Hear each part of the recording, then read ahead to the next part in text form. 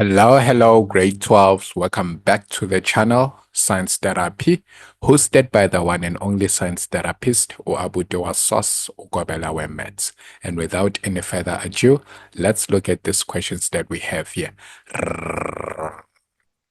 Ah.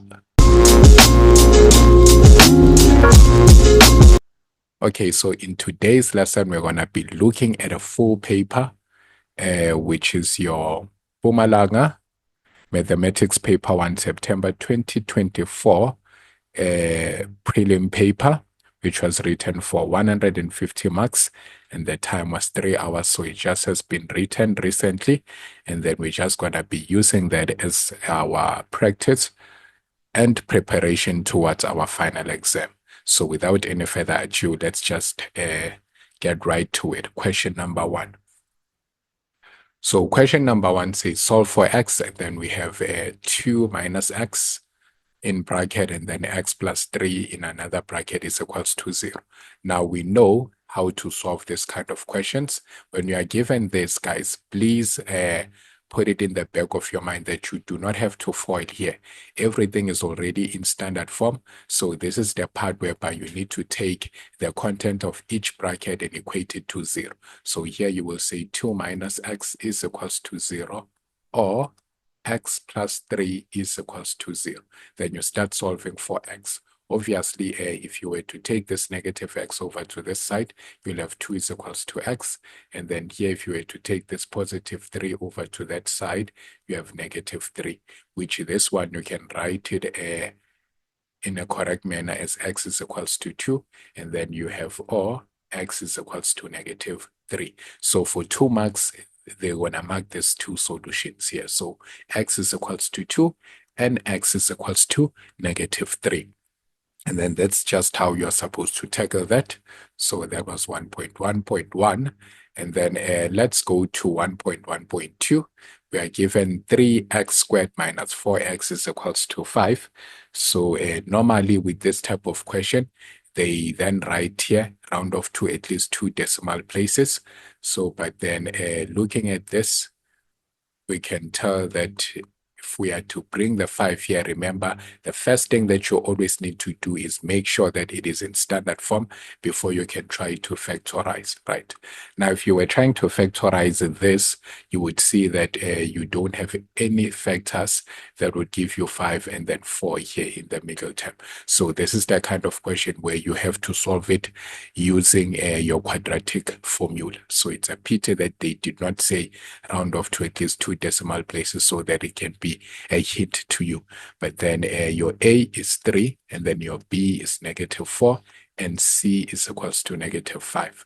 So you know the quadratic formula. If you happen to forget it, note that in grade 12, you are given the formula sheet, which is the last page of your question paper. So you can always go there to confirm and check your formulas, right? Then B is negative 4 plus minus. We have a negative 4 here square minus 4a is 3, and then C is negative 5 over 2 times a. And then you simply, at this point, you just simply need to punch into your calculator and find your x values and then round off to 2 decimal places. So we have 2.12 if we put a positive here, and then when we change it, remember plus minus means that first you have to punch it with a positive, and then you have to change the positive and then make it a negative so that you get the other value. So all x is equals to negative 0.79. So you have your 2x values rounded off to 2 decimal places, right? And then 4 marks for that. Okay, then we have 1.1.3. We are given this in SAT form. So with this type of questions, again, here you must note the purpose of this question, or what you must do when faced with this question, is always to make sure to isolate the root. So you always want to isolate the root. So whatever that you have in here, you must transpose it over to the right-hand side so that you are only left with the root here. So this is a root 5 minus x, and then this negative x here, I'm want to take it over to the right-hand side. Now, when you get to this point, you need to get rid of this square root here. But then how do you get rid of the square root? Obviously, by squaring both sides, right? So you're going to square here and square that. Now, remember, squaring here simply gets rid of the square root. And then this leaves you with 5 minus x, only the content. And then, but having to square here where there is no root, we'll simply expand this. So 1 plus x, 1 plus x. Now we have 5 minus x, and then if you do your maths here, 1 times 1 is 1, and then 1 times x is x. X times 1 is x. So in the middle term, you will have 2x, and then x multiplied by x is x squared, right? Now you can take all of this over to that side, so you'll be left with 0 here. So this will be x squared plus 2x, and then this will become positive x, and then you have plus 1 minus 5. So this is 0 is equals to x squared plus 3x, and then 1 minus 5, it's minus 4. And then at this point, obviously, you can write it in the correct standard form, whereby you will just swap this so that now you have it in standard form, whereby your 0 now is on the right-hand side. Now, at this point, you can factorize this. What are the factors of 4? If you multiply them, they're going to give you 4. If you add or subtract them, they're going to give you 3. Obviously, those factors would have to be 1 and 4. So the factors of 4 are 1, 2, and 4. But then obviously the ones that will meet that condition, it's 1 and 4. So if you say 1 times 4, it's going to give us 4. But if you say 4 minus 1, it's going to give us 3. Right? So this is x here, and then x here. Then at this point here, note that you have this as a negative, and then here you have a positive. Note that every time when we put in our factors here, the sign of the middle term would always have to go to the bigger number. And then here, obviously, this one will have to be negative. So we have plus 4 here, and then minus 1 is equals to 0. So our x is equals to negative 4, or x is equals to positive 1, right? So, okay, and that's how we have all of that. So nice for 5 marks. But then again, if this is 5 marks here, there is a point that you need to note here.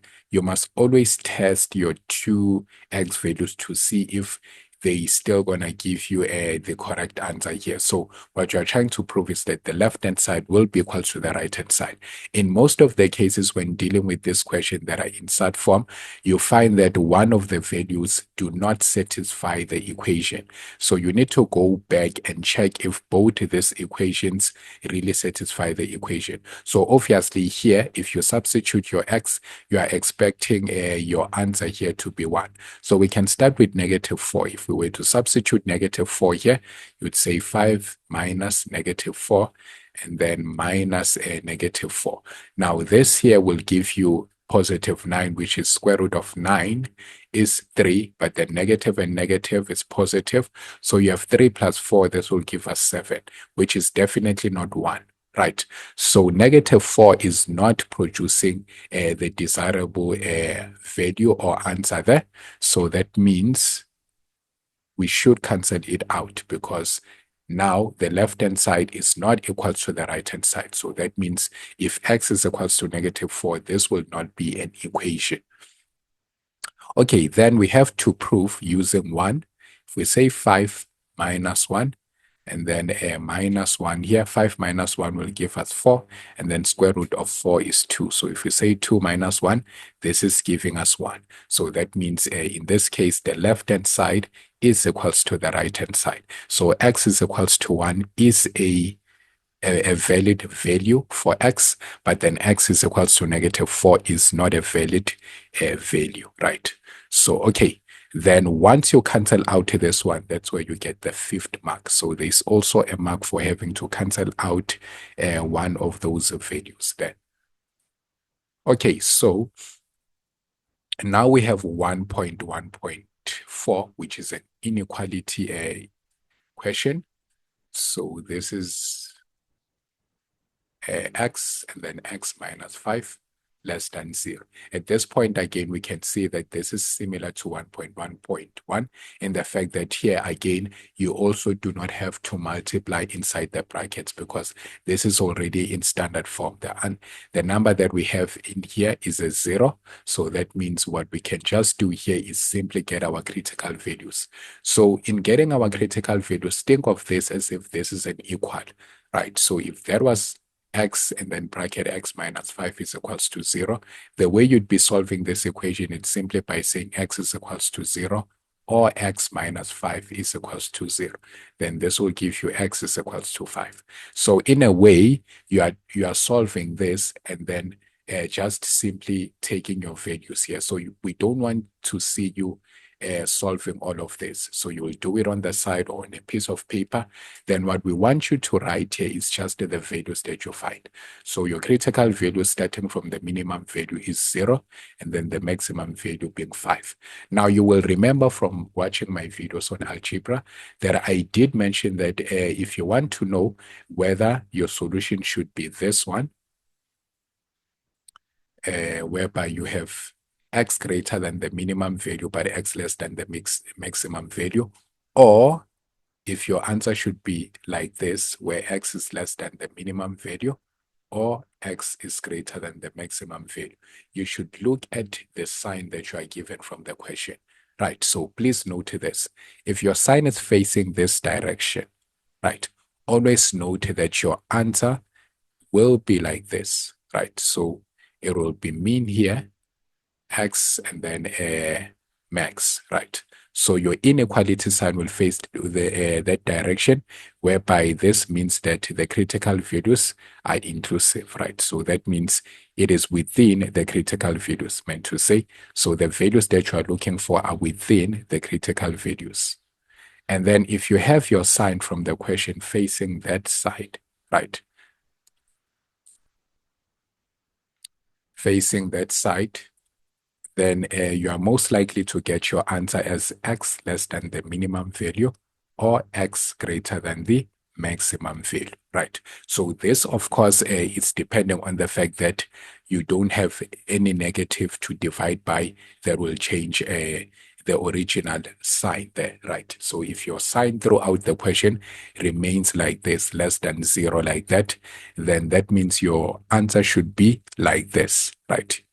And then if your inequality sign remains greater than throughout the question, then your answer should be in this format, right? So always note that. Now, looking at our question here, we are given x bracket x minus 5 less than 0, which is telling us that this should be in the format of that, right? So always note those, right? It's a very quick strategy in terms of having to remember this and not having to go back and prove whether it's the values that are within or outside the critical values. So here that means I will have x is greater than 0, but x is less than 5, right? So which if you were to draw in terms of this simply means you have your 0 here and your 5, and then the values that are going to satisfy the inequality are the values in between the critical values, right? So others, they draw it like this, whereby they indicate that they have a 0 here, and then here they have a 5, and then they show the arrows here. So this means that the values that will satisfy the inequality are the values within the critical values, so between 0 and 5. Now, if you want to go ahead and prove it, well, you can choose any other value that you know that is between 0 to 5 on your number line. So let's say maybe you are trying to prove using 3, because 3 is between 0 and 5. You'd say 3, and then bracket 3 minus 5. And then check if this value here will give you an answer that is less than 0. Remember, an answer that is less than 0 is a negative answer. So if we say 3 here, 3 minus 5 is negative 2. Then if we say 3 times negative 2, this will give us negative 6, which we do know that negative 6 is less than 0. So that is proving that the inequality sign is truly correct, right? So for all the values that would be within 0 and 5, the inequality will always be satisfied. Okay, so yeah, explain that for quite a while. I hope now it makes sense. Okay, now we have 1.2. It says solve for x and y simultaneously. And then with simultaneous equations, I always make you note, go for the simplest equation. So in most of the cases in your simultaneous equation, you have one equation that is in linear form, and then you have the other equation which is in a form of maybe quadratic format, right? So obviously we know that the linear format is the much simpler form. So it is best to try to solve your simultaneous using that equation. So you try to make one of the variables there the subject of the formula. So, okay, I will start by just writing negative 2x plus x is equals to negative 1 as it is, and then call it equation number 1. Then write the other equation, x squared minus 7 minus y squared is equals to negative y, and then we'll call it equation number 2. Now, obviously, from these two equations, which equation is much simpler to deal with? We can all agree that it is equation number 1 because it is in linear form, right? But then again, in that equation number 1, which variable would be much simpler to make the subject of the formula? Is it x or y? Again, we can all agree that it is x because it just simply has a coefficient of 1. So it is much easier to just make it the subject of the formula because it only takes taking the negative 2y and transposing it over to the other side. Okay, so that means I will have x is equals to negative 1 plus 2y. And then I will call this equation number 3. Now, because equation number 3 is coming from equation number 1, I cannot substitute it back to its own parent. So I need to substitute it into the equation that I haven't used yet. So I will say substitute equation 3 into equation number 2. Angithi? So ngeke sithathe inkomo zala ekhaya silobolela ekhaya. Kwamele sohamba solobola womunye umuzi. So that's it. Then the x here, we want to put the expression wherever we see x, and then minus 7 minus y squared, and then is equals to negative y, right? So dealing with this, we do understand that we need to expand here, like that. And then let's just bring the negative y over to this side. It's going to be plus y, and then minus y squared is equals to 0. Now, if we do the maths here, negative 1 times negative 1 is positive 1, and then negative 1 times positive 2y, that's negative 2y, and then also here we'll have negative 2y.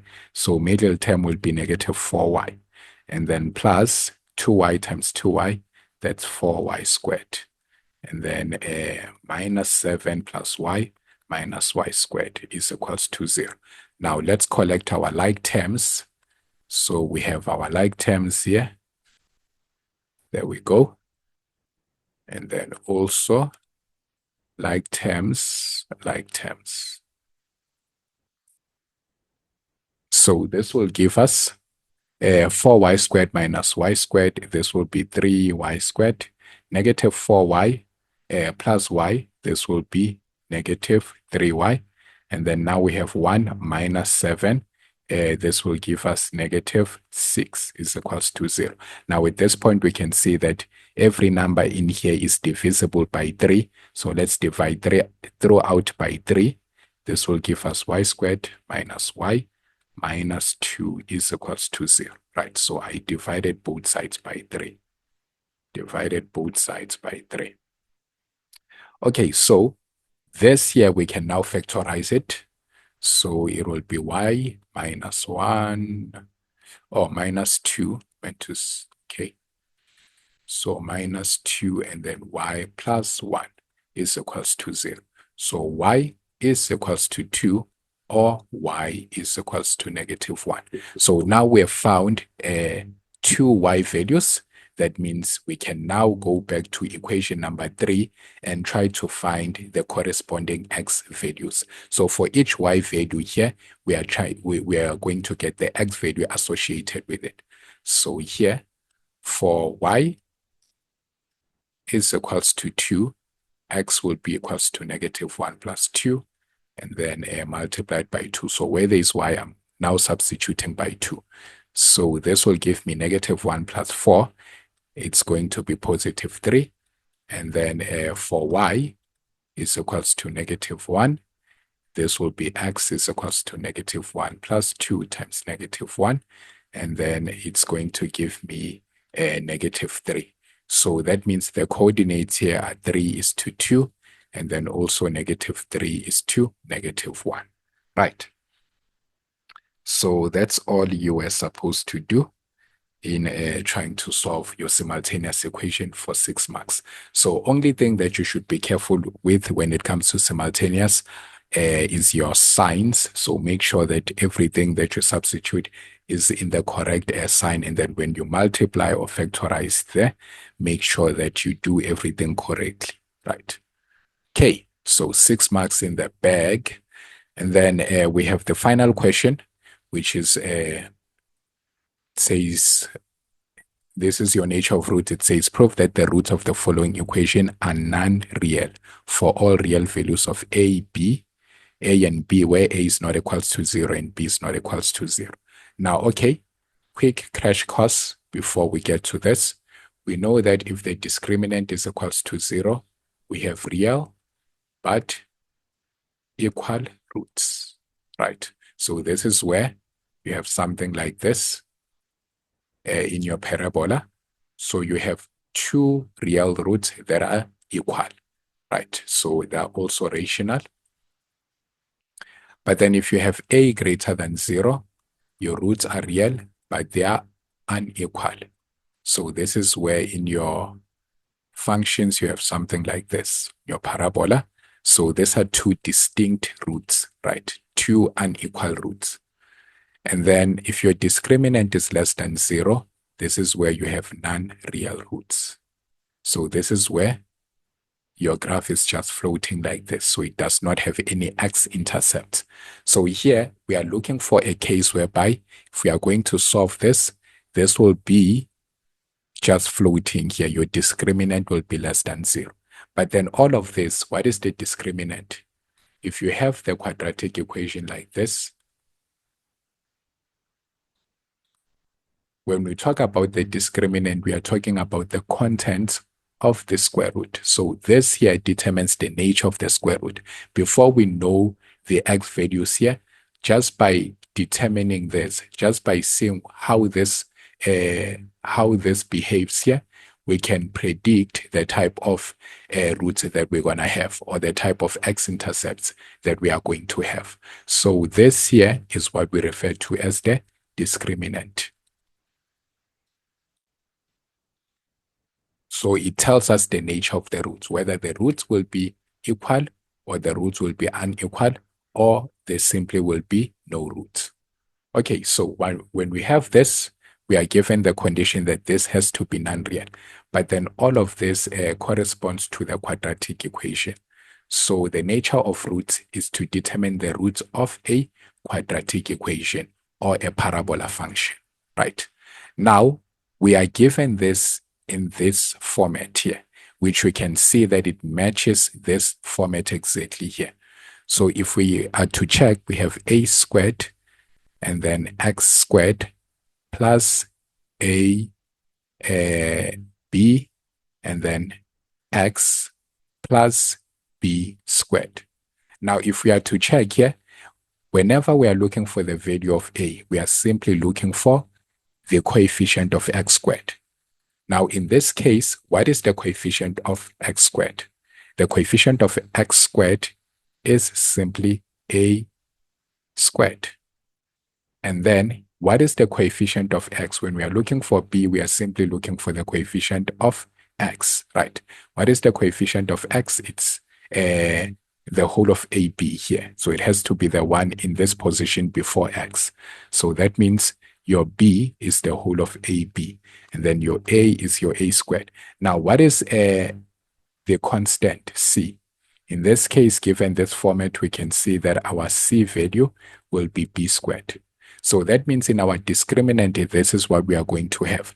Remember, our discriminant must be less than 0. So we must write b squared minus 4ac less than 0 in order for us to have non-real roots.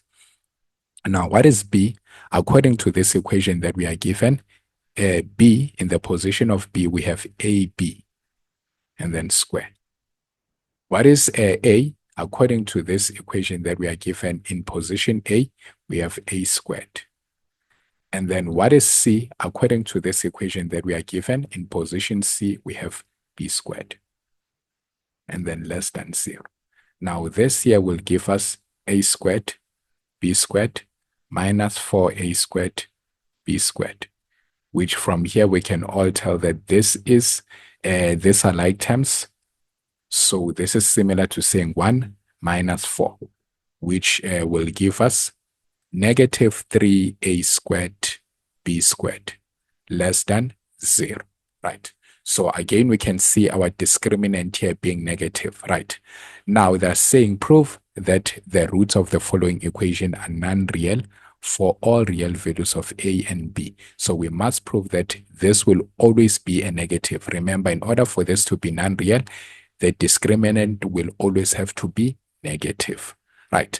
Now, in this case, because we can start by saying a squared times b squared will always be greater than 0 for all a element of real numbers and then b element of real numbers. It doesn't matter what value you choose to put for a and b, whether negative or positive, a squared times b squared as a whole will always give you a positive value, right? Now, we do understand that because even if you were to take a negative value, as long as you are squaring it, it will eventually become positive, right? So every time any value that you can think of here will always give you what? A number that is greater than 0. Remember, they did specify that a must not be 0 and b must not be 0. So that means any value except 0, right? Whether negative or positive, as long as we are not using 0, this will always give you positive values, right? But then remember, our mission is to prove that this will always be negative. Now, since we said this part here is always positive, we know that if this will always be positive and you always have to multiply it by negative 3, it will eventually end up being negative because it is a universal truth that a positive value multiplied by a negative value will always produce a negative value, right? So in this case, we must then conclude and say, but negative 3a squared b squared will always be less than 0 for all a element of real numbers and b element of real numbers, right? So whatever value that you choose to substitute here, whether negative or positive, this whole expression here will always give you negative because this part will always be positive, but then we are multiplying it with the negative, which will always give us a negative value, right? So it was not much of a calculation question, but rather much of a question whereby you need to show your understanding of numbers and the nature of roots, right? So not much of a calculation was required there besides just using this, but then here it is just a matter of just explaining your relationship of numbers. So make sure that you grasp that and then you understand this concept, right? So there's always those questions of on nature of roots that do not require much of your calculation, but your understanding of numbers. Okay, and then done with your algebra, let's now move to question 2, which is number patterns.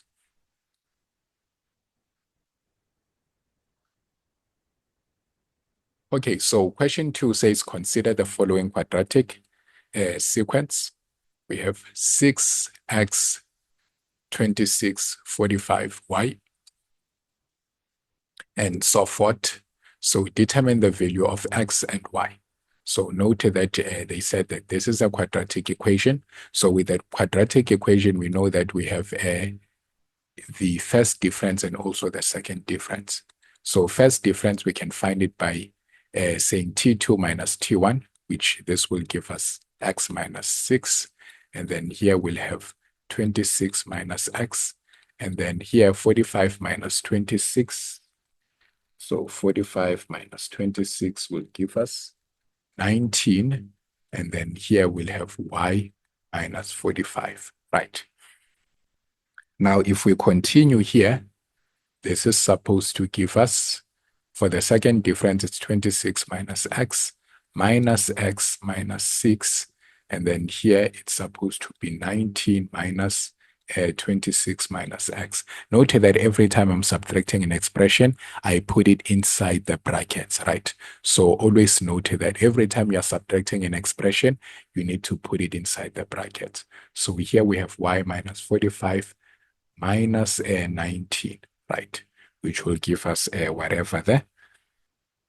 Okay, so we know that the second difference is constant, right? So what we are trying to calculate here is the value of x and y.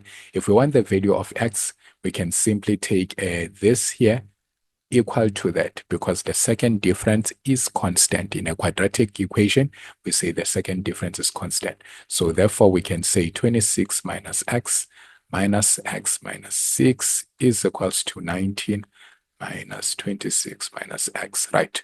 So this will give us 26 minus x, and then plus 6 here. And then this is 19 minus 26 will give us minus 7, and then negative and negative, that's plus x, right? So when we continue solving here, what is 26 plus 6? This will give us 32. But then here, like terms will give us negative 2x. And then let's transpose the negative x here. We're left with negative 7. We said this one gives us positive 32. When we transpose it over, it will be minus 32. And then this is negative 3x. Negative 7 minus 32 will give us negative 39. And then let's divide both sides by negative 3. And then our x will be equals to 13, right? So we have found our x value. And then now, in order to find the y value, we can simply just try to deal with this one here to say this is 19 minus 26 minus x is equals to y minus 45 minus 19. But then remember, we already have the value of x. So this is 19 minus bracket 26 minus 13, and then is equals to y. Negative 45 minus 19. Negative 45 minus 19. This will give us minus 64. So 26 minus 13, that's 13. And then 19 minus 13. This will give us 6, and then is equals to y minus 64. And then now, for y, we will get a negative. So if we just transpose the negative 64 over to this side, 6 plus 64 is equals to y. So our y should be equals to 70. Right, so x is 13 and y is 70. So that's how you were supposed to calculate that. So 6 marks, it was worth it. Right, so x is 13 and y is 70. So note that we use the fact that the second difference is constant. So took this one and equated to that one to find the value of x, and then took this, after finding the value of x, took that one equated to this one so that I can find the value of y. Right, and then just like that, 6 marks in the back. Okay. 2.2.2 says, given the following series, 220 plus 213 plus 206 plus all the values, so on and so forth, up until the last value, negative 11. So this indicates that this is the last value. Calculate the sum of the series. Calculate the sum of the series. Now this here, let's prove it, but then obviously we know it has to be arithmetic, but then let's find the common difference and be sure beyond any reasonable doubt. So if we say 213 minus 220, we get negative 7. And then if we say 206 minus 213, still we get negative 7. Right, so they did not say it's arithmetic, so we had to first prove that it is arithmetic. So because we have a common difference, this means it's an arithmetic pattern. Now calculate the sum of the series. To calculate the sum, we have this formula Sn, and then n over 2, and then 2a plus n minus 1d. But then there is also another formula which makes things easier, especially if you already know the last value here. It is the one that goes Sn is equals to n over 2, and then you say a plus l. So it's the first value plus the last value, right? So the first value, 220, and the last value is negative 11. But then right now, our problem is that we don't know how many numbers are there. So n is the problem. But then it's not much of a train smash, because knowing the fact that we have the last value here, we can calculate the position, the n of the last term. And then if we know the n of the last term, this will tell us how many numbers are in this series, right? So imagine if you are in a class of maybe you are in a class, you are trying to determine how many learners are there. Now, instead of counting them, you can just simply look at the register, look at the last name that is on the register, and look at the number there. If the last name appears on number 44, for example, that means there are 44 learners in that class. So that's what we are trying to actually use here. If we find the position of this last term, then we can be able to conclude how many numbers are in this series. So we are going to use Tn is equals to a plus n minus 1d. So Tn being the last term, and then a being the first term, which is 220, plus n is what we are trying to calculate, and then d is negative 7, right? Now if we do the math here, that's 220, and then minus 7n plus 7, if we multiply by the negative 7 here. So we have 220 plus 7, that's 227, and then we can transpose it over to this side. Minus 227 is equals to negative 7n. Then negative 11 minus 227 is going to give us negative 238 is equals to negative 7n. And then we can divide both sides by negative 7. And then our n will be equals to what? 34, right? So the last term is in position 34, which means there are 34 terms in this series. There are 34 terms in this series.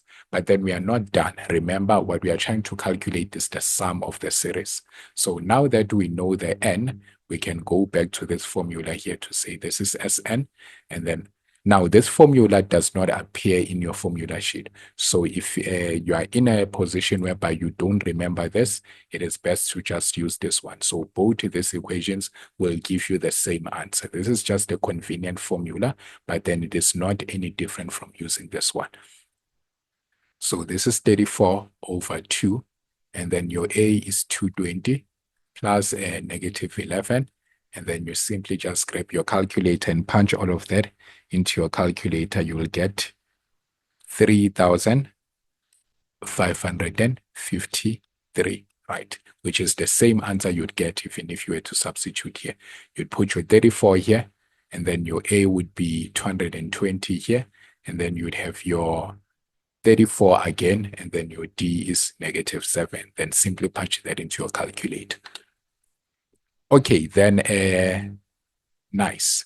They say now write the series in sigma notation. Write the series in sigma notation. Now, writing this in sigma notation, you have to just simply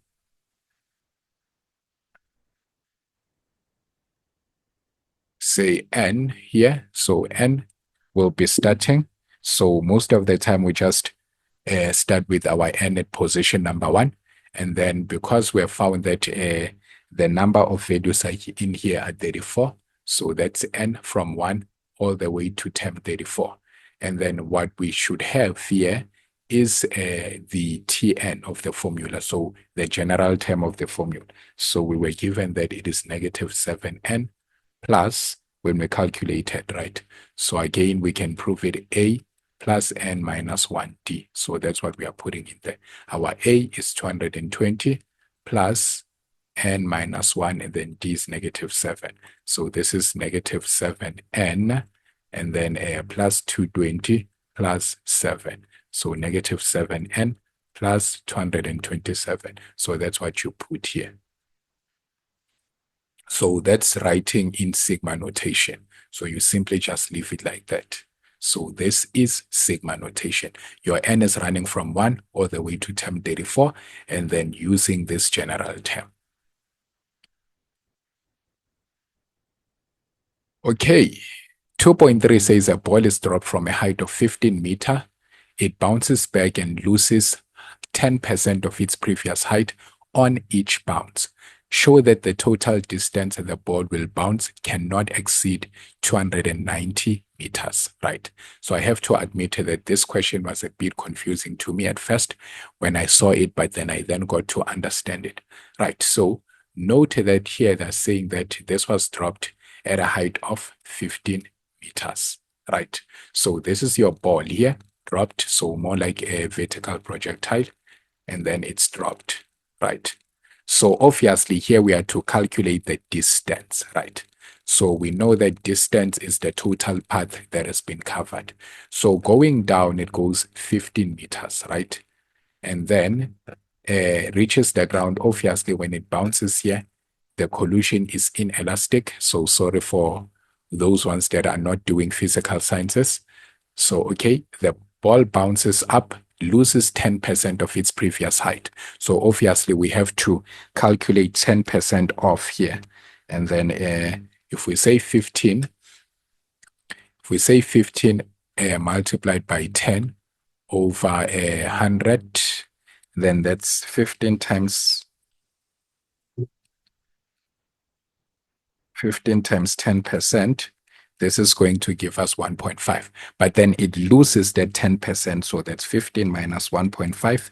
This will give us 13.5, right? So when it bounces up, it bounces a height of 13.5 meters. So in other words, that means every time it's covering a distance of 90% its previous height, right? So if it loses 10%, that means every time it bounces, it covers only 90% of the previous height.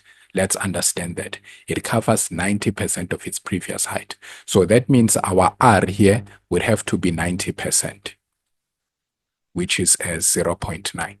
Now, if you say 15 times 0.9, you will get the 13.5. So, but then it reaches a maximum height. When it reaches the maximum height, it has to come back. But note that in coming back, it still has to cover a distance of 13.5, coming back downward.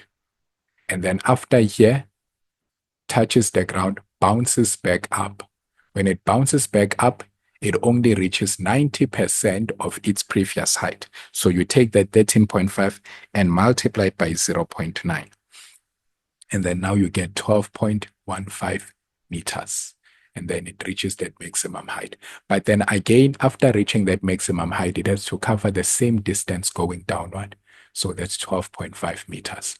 And then again, it is in contact with the ground, covers 90%, and then has to cover the same distance. So that will happen up until there comes a point whereby the ball is no longer able to bounce up, right? So it's now stationary. So that will happen indefinitely like that, all the way up until infinite, right? So it will be busy covering 90% of the previous height, 90% of the previous height. Now, what we need to understand here is that now, since we said this will happen indefinitely, that means we have to use sum to infinity, right? But then note here that the sum to infinity, remember the 15 meter here is only covered once when it's going downward, and it's never covered again. So the 15 meter here does not form part. So the 15 meter that has been covered downward does not form part of the pattern, right? So the 15 will be treated as only just the distance that is covered once. The ones that form a pattern are these ones, right? So from 13.5, and then it bounces to a height of 12.5. But then the one thing that you need to note here is that the distance it covers bouncing upward to the maximum height is the same distance it covers going back down to the ground. So in other words, we have two patterns here. The pattern of it bouncing upward and the pattern of it coming back to the ground, which is 13.5, followed by 12.15, followed by a value that we'll get if we say times 0.9 to that, right? So we would get, let's say, 10.935, right? So this would happen all the way to infinity. But then let's say this is when it's bouncing up.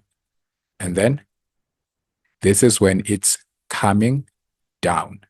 So when it's coming down, it covers 13.5 and then 12.15 and then plus 10.925, right? So same distance bouncing up, same distance going down. But then that does not happen with the 15 because there is no 15 meters going up. There's only 15 meters going down. Okay, so that means if we wanted to find the total height that will be covered bouncing up, we would have to calculate the sum to infinity to this one. And if we want to find the total height that has been covered, or the total distance, let's say distance, not height. If we want to find the total distance covered while bouncing up, then this is what we use. If we want to find the total distance coming down, this is what we use. So we do agree if we want to find the total distance that has been covered bouncing up and coming down, we would say our sum to infinity is A1 minus R, but then multiplied by 2. Why multiplied by 2? Because this will happen bouncing up and coming down. So the same pattern that is formed when the ball is bouncing up is the same pattern or the same distance that is covered when it's coming down.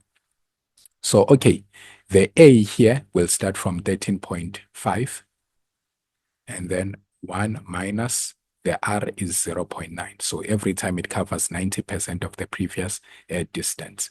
Then multiply that by 2.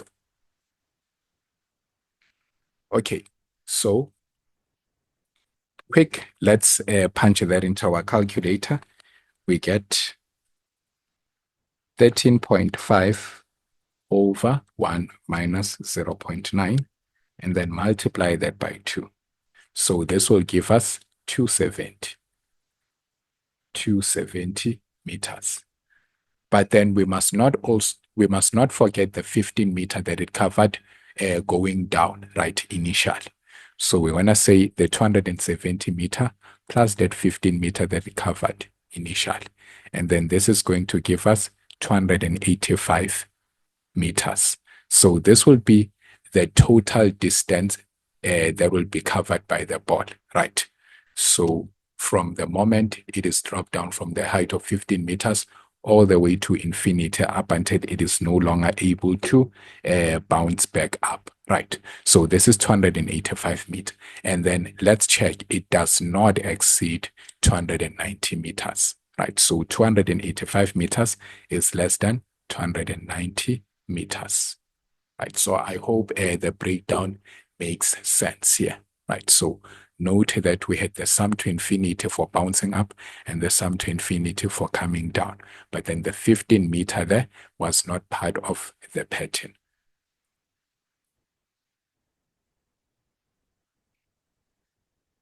Okay, so we have 2.4. It says, given 25 bracket 1 minus t over 3, and then all of that, for which values of t will the series converge? Now, when it comes to the series converging, we know that a series converges if the common or the constant ratio is between -1 to +1. So in between -1 and +1. So what we must calculate here first is our R in terms of t. So we'll say R is t2 over t1, which this will be 5, 1 minus t over 3, and then square, divided by, remember, over is the same as divide, divide by T1, which is 25, 1 minus T over 3, right? Now, first, we will say, what is 5 divided by 25? So 5 divided by 25, this will give us 1 over 5. Now, if we take 2 of this divided by that, we understand that 1 of this will cancel because here we have 2 of that, right? So this would be 1 over 5 and then 1 minus T over 3. So this becomes my value for R. Okay, so now that I found that as the value of R, I need to put it in between -1 and +1 because I said my R must be in between this in order for the series to converge. So, okay, having to solve here, we know that in order to get rid of the 1 over 5, we can multiply both sides by 5, right? Including also on this part multiplied by 5. So we have -5 here, and then 1 minus T over 3, and then here we have +5. Again, if we want to get rid of this 3, we can multiply, cross multiply like this, -5 times 3, that's -15, and then 1 minus T, and then 5 times 3, that's +15. If we want to find our value for T, we can take the 1 over to this side, becomes -1, and also on that side, it becomes -1. So that means we'll have -15 minus 1, that's -16, and then we have -T here. And then if we say 15 minus 1, that's 14, right? But then we have our T as a negative here, so that means we must divide throughout by -1. But then if we divide throughout by -1, note that you don't have your inequality signs now changing directions. You can't have something like this. There's no such thing as an inequality sign that looks like this. So what happens here when you divide by -1 in such an inequality sign is that you'll have the swapping of values. So here we have -14. The -14 will now come over to this side.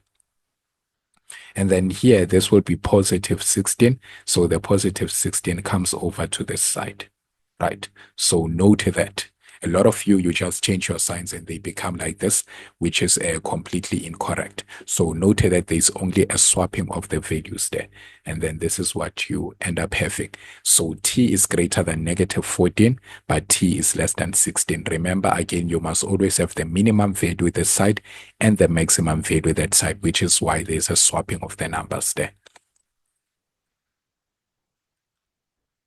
Okay, then 2.4.2 says if T is 15, calculate the sum to infinity of the series if it exists. If it exists. So, okay, now, obviously, the first thing that we have to do is establish the pattern here by substituting by 15. So this is 25, and then 1 minus 15 over 3, and then plus 5, 1 minus 15 over 3, and then square that. 1 minus 15, and then 3, and then cube that. So let's see the pattern that we end up having here. So if we are to just say 25 bracket, and then 1 minus 15 over 3,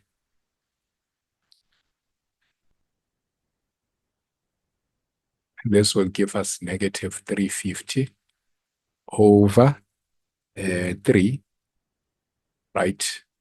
And then that one here will give us 5, and then bracket 1 minus 15 over 3.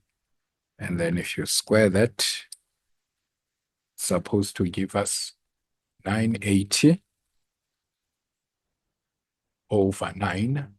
And then the last one, we have in brackets 1 minus 15 over 3. But then we have to cube it. So this will give us a negative. So that's minus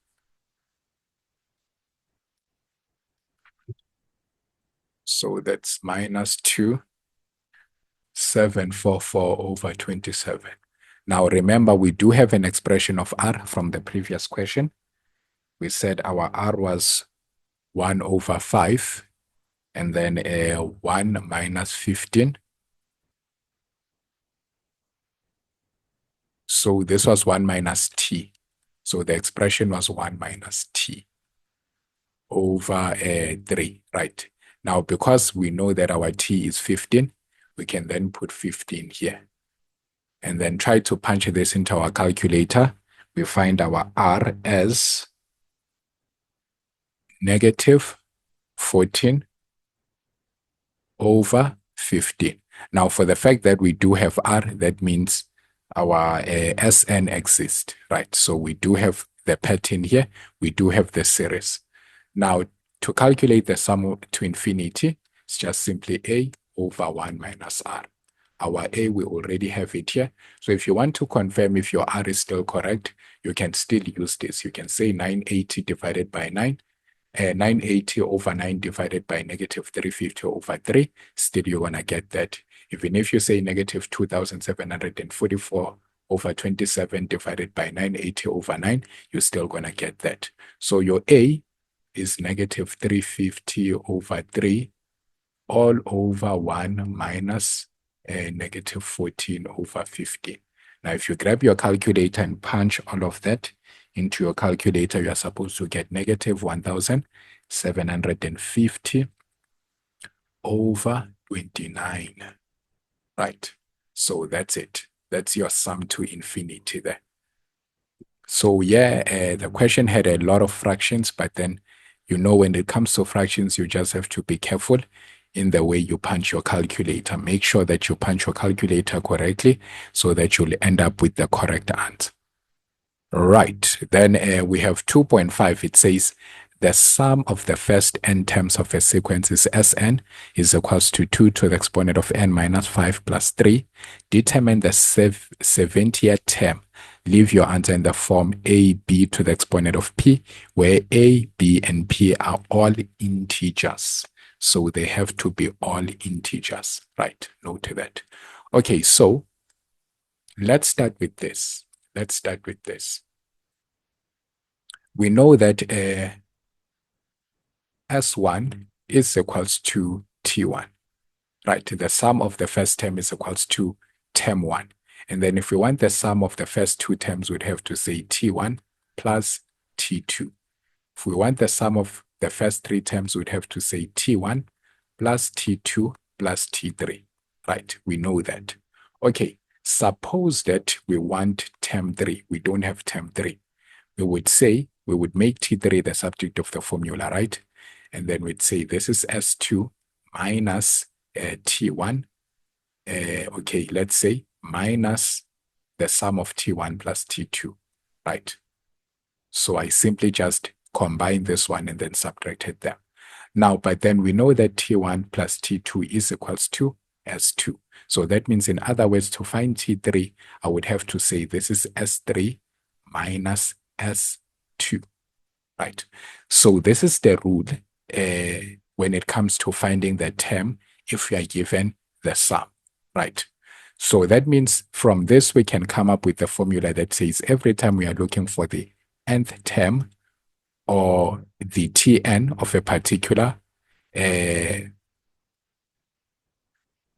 series or sequence, we have to say Tn is equals to Sn minus Sn minus 1. Now, what does the Sn minus 1 mean? If I'm looking for T5 here, then I must have S5 and then 5 minus 1, which is 4, right? So from this, we can establish the formula that says Tn is equals to Sn minus Sn minus 1. Meaning, if I were to ask you now, if we are looking for term number 100, the value of the 100 term, then we know that we would have to say S100 minus the sum of the first 99 terms. So basically, you take the sum of all 100 terms and then minus the sum of the first 99 terms. And then you do understand that you'll be left with the 100th term. So this is to say, let me put it in numbers. Let's say I have 2, 5, and then 8, right? If I were to add all of this is 2 plus 5 plus 8. This is giving me 15, right? So the 15, I understand that this is the sum of the 3 terms. So that's 15. But if I wanted the value of T3, I would have to say this is S3 minus S2. Now, what is S3? It's 15. What's the sum of the first 2 terms? 2 plus 5 is 7. Now, if I say 15 minus 7, check. It exactly gives me the term that is in position number 3. Okay, so now how do I use all of this in order to answer this question here for 2.5? I want to use all of that to answer this question. They're looking for the 70th term. Now I understand from Sn minus 1, if I'm looking for the 70th term, this is T70, will be S70 minus S69, right? But then remember here, I'm given Sn, the general term of the sum of the sequence. Now, if I'm looking for S70, so let me just calculate S70 alone. This will just be 2 to the exponent of 70 minus 5, and then plus 3. Note, this means that where there is n, I now need to put 70. So S70, 70 minus 5 would give us 65. Then plus 3. I will leave it like that. Right, let me call it 1. And then let's say I'm looking for S69. Then I would have to say 2 to the exponent of 69 minus 5. Where there is n, now I put 69. Then plus 3. Now what is 69 minus 5? This will give me 64. And then plus 3. So this is equation 2. Now in order to get T70, I do understand that I must subtract equation 1 from, I must subtract equation 2 from equation 1. So that's 1 minus 2. So T70, this will be 2 to the exponent of 65 plus 3 minus 2 to the exponent of 64 plus 3. But then remember, if I want to honor the 2 to the exponent of 64 here, I can write the 2 to the exponent of 65 in terms of 2 to the exponent of 64 by simply saying, using the rule that says, if I have the same basis, note that if I have this 2 to the exponent of 5, for example, I can write it as 2 to the exponent of 3 and then 2 to the exponent of 2. Right? Same basis, when I add the exponents, they still give me 5. Now, again, you agree that I can write this as 2 times 2 to the exponent of 64, which the 2 carries an exponent of 1, plus 64, it's still that. Then plus 3. Then note that this is an expression when I subtract, I have to put it inside the bracket. So pardon me for that. Then minus 2 to the exponent of 64 minus 3. Right. Now the 3 and the 3 will cancel out, so this will give us 0. So this is 2 times 2 to the exponent of 64 minus 2 to the exponent of 64. Right. Now at this point, note that now I have a common factor, which is 2 to the exponent of 64. So with that common factor, this is what I can do now. I can factor out that common factor.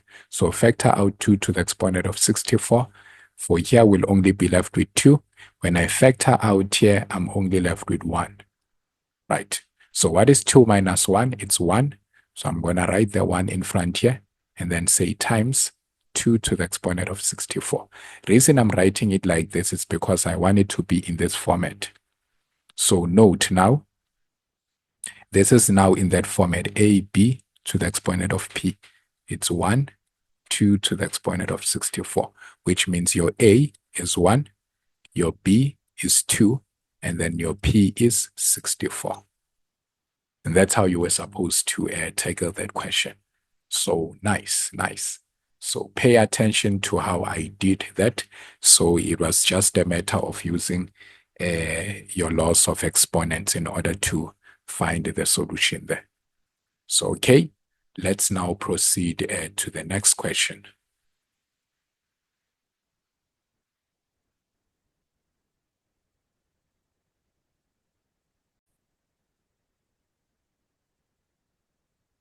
Okay, so now we are on question 3.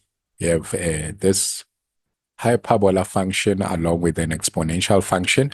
It says the sketch below shows the graph of f of x is equals to a over x plus p plus q, and g of x is equals to b to the exponent of x plus c. So both these are the standard equations for the hyperbola and the exponential graph, respectively. The x-intercept is at -6 is to 0, and the y-intercept of f and g is at 0 is to -3. So we can see they share the same y-intercept, which this one is the point of intersection between the two graphs f and g. The point 2 is to 5 lies on the graph of g. And then, okay, so this is what we have. We have the graph of g, which is an exponential graph going like that. And then we can see that there is an asymptote right there. So it doesn't touch that asymptote. And then again, we have our hyperbola graph, which is this one here. So we're having an asymptote there at -2, and then also having another asymptote at -1, right? So, okay, this is what we have in terms of our graphs. Okay, then 3.1 says for which values of x is f of x equal to g of x? So where are they both equal, meaning where is the point of intersection? So whenever they ask you where is f of x equal to g of x, you have to locate the point of intersection. Then from here, we can all see that the point of intersection, but remember, we must give our point of intersection as the x coordinate, so the value of x or the values of x. So that means it's when x is equals to 0. At x is equals to 0, both the graphs are at the same position. Okay, then from here on, we have 3.2. It says write down the equation of the asymptotes of f. Right, so what are the asymptotes of f? As we can see here, we have our vertical asymptote, which will be x is equals to -2, and then our horizontal asymptote, which will be y is equals to -1. So remember, that's how we write the asymptotes, right? So we write them as equations. Then hence determine the equation of g, right? So hence meaning from whatever that you have deduced above, now calculate the equation of g. Now for g, we do understand, so this is 3.3. We do understand that this is b to the exponent of x plus c. The c in here always is the asymptote, right? And then as we know, the exponential graph has only one asymptote, which is the horizontal asymptote. Now looking at our graph of g, we can see that its horizontal asymptote is just right here and then passes through this point, which is -4. So that means our c is equals to -4 because this is the asymptote of the exponential graph, right? But then remember, we do have coordinates. We can either use the coordinates, this coordinates here, or those coordinates there, right? In order to calculate the value of b, right? But then obviously we cannot use this coordinate here because whenever we say b to the exponent of 0, every variable or number to the exponent of 0 just simply becomes 1. So this will cancel out or will just deal away with the b. So that means that the coordinates that we can use in this case, if we want to find the value of b, is 2 is to 5, right? So we can have our 5 here because g of x is the y coordinate, and then b, our x coordinate, will become 2. So we still have our b there. And then the c is -4. So we can then transpose the -4 over to this side. It becomes +9 because it's going to be 5 plus 4. And then we have b to the exponent of 2. Now, it's your choice. You can either square both sides, or maybe if you prefer to write your 9 as an exponent, this will become 3 to the exponent of 2, and then b to the exponent of 2. Now, since the bases have the same exponent, you can just deal off with the exponents and just equate the bases. So b is equals to 3, right? Okay, so that means our equation here, it's supposed to be, therefore g of x is supposed to be 3 to the exponent of x minus 4, right? So, okay, that's how we were supposed to get that one. And then for 3.4, it says write down the range of f, right? So f is the hyperbola graph. And then we know when it comes to writing the range of a hyperbola, this is how we will write the range. We'll say y is an element of real numbers, but y should not be equals to the asymptote. And which asymptote? The horizontal asymptote. So our horizontal asymptote is -1. So we must say y is an element of real numbers where y should not be equals to -1. And then there you have it. Okay, so for 3.5 now, they are saying determine the equation of k if k of x is the reflection. Note, it is the reflection of g along the x-axis, followed by a translation 4 units down. Now, when we are talking about a reflection, so a reflection along x-axis is always in this fashion, right? If you have your k of x, and then now suddenly your f of x becomes negative f of x, right? So, okay, they said g of x, so it suddenly becomes negative g of x. This is a reflection along the x-axis. But then a reflection along the y-axis, this would be kx is equals to g, and then it would cause the x to be negative. So what am I saying here? A reflection along the x-axis would affect the whole y coordinate, but then a reflection along the y-axis only affects the x coordinate, right? So, okay, now if I want to write the equation of k of x, which is a reflection of g along the x-axis, then we do understand that I would have k of x is equals to negative g of x. Now, remember, from the previous question, I've already determined the equation of g of x, and then g of x was 3 to the exponent of x minus 4. So now I want to reflect it along the x-axis. That's why I have a negative here. So this will become negative 3 to the exponent of x, and then negative and negative is positive 4. But then that's not that's not the only thing that is being done to find the equation of k of x. After then, they say it is followed by a translation of 4 units downward. Now, 4 units downward means that I have to come here and then subtract 4. Note that I'm doing that after I've reflected along the x-axis. So the first thing is you reflect the graph along the x-axis, and then you have to shift it 4 units downward. So that means the equation for k of x will now only become negative 3 to the exponent of x, because this will be 0. So that means that this graph will have an asymptote at the x-axis there, right? Okay, cool. Then we have 3.6. It says determine the equation of px, the axis of symmetry of f, if p prime x is less than 0. Now, the way in which they structured this question is very, very smart, because in most of the time you are used to this question saying calculate the axis of symmetry with either a positive gradient or a negative gradient. But then here they used mathematical language. Now you will realize that this here means the gradient, right? So this is the gradient equation. So your p of x, this is the gradient equation. So that means where the gradient is less than 0. In other words, you must find the axis of symmetry with a negative gradient. So they just didn't put it in words, they put it in mathematical language. So this is still the same thing. You are trying to find the axis of symmetry with the negative gradient.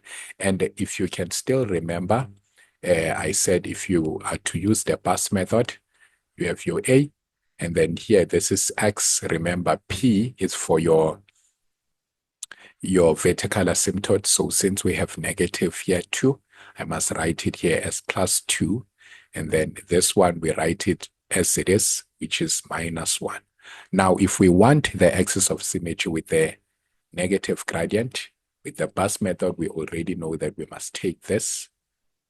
So the fact that we don't have the value of A is not a train smash here, because anyways, we don't need the value of A.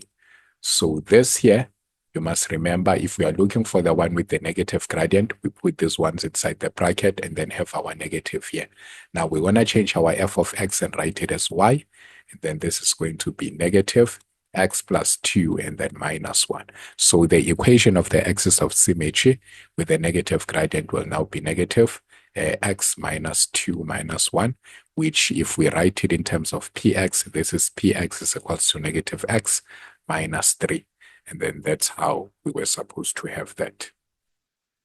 Right, so for 3 marks, that's it.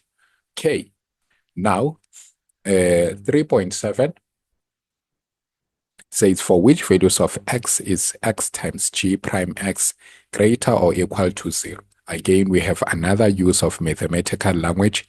G prime x means the gradient of equation g of x, right? So this is the gradient equation, right? So meaning that we must look for the part whereby if we multiply, so basically the quadrant where if we multiply the x values from those quadrant multiplied by the gradient of that equation, we will always have something that is greater or equal to 0. Now this comes back to the point whereby we understand that if this has to take place, it can either be in a situation, remember this has to be greater or equal to 0. Can only be in a situation whereby, so let's start with it being greater than 0. So we do understand that mathematically we'd have to find the quadrant where our x values are positive, and then the gradient again would have to be positive. Or it would have to be the part where our x values are negative, but then also our gradient would have to be negative. Now, looking at our exponential graph, we do understand that once an exponential graph is like this represents an increasing function. And then if we have an increasing function, then that means the gradient is always greater than 0. So this will have a positive gradient, always. So at any given point, on this graph will always have a positive gradient. So no matter where you make it touch, you draw a tangent touching the graph of G, your gradient will always be a positive because your tangent will always be an increasing function, right? So now that we understand that our gradient will always be a positive because of this shape, that means the only way in which we can fulfill this condition here is if we check for where the x values will be positive and then multiply by an always positive gradient. So, okay, in that case, that means we cannot use this part because when you look at this part here, your x values are negative. So that means this can only be possible starting from 0 and all the way going to the positive x-axis, right? So anywhere here, the gradient will always be positive and your x values will always be positive. So that means that's where we're always going to have the product of this being greater than 0. But then they also mentioned that it can also be equal to 0. Now at that point, we can see that at that particular point, we do have our x value being 0, right? So that means that should also be part of the solutions. So we must say 3.7, this is when x is greater than 0, but when x is also equal to 0. So these are the values whereby you'd always have those products giving you 0. So your x-coordinate multiplied by the gradient will always be greater than 0 or equal to 0, starting from 0 and to all the values that are going there. So if you prefer this notation, you can say x element of starting from 0 all the way to positive infinity. So, okay, I hope that makes sense, and that's how you were supposed to tackle that question all for a total of 16 marks. And now let's proceed.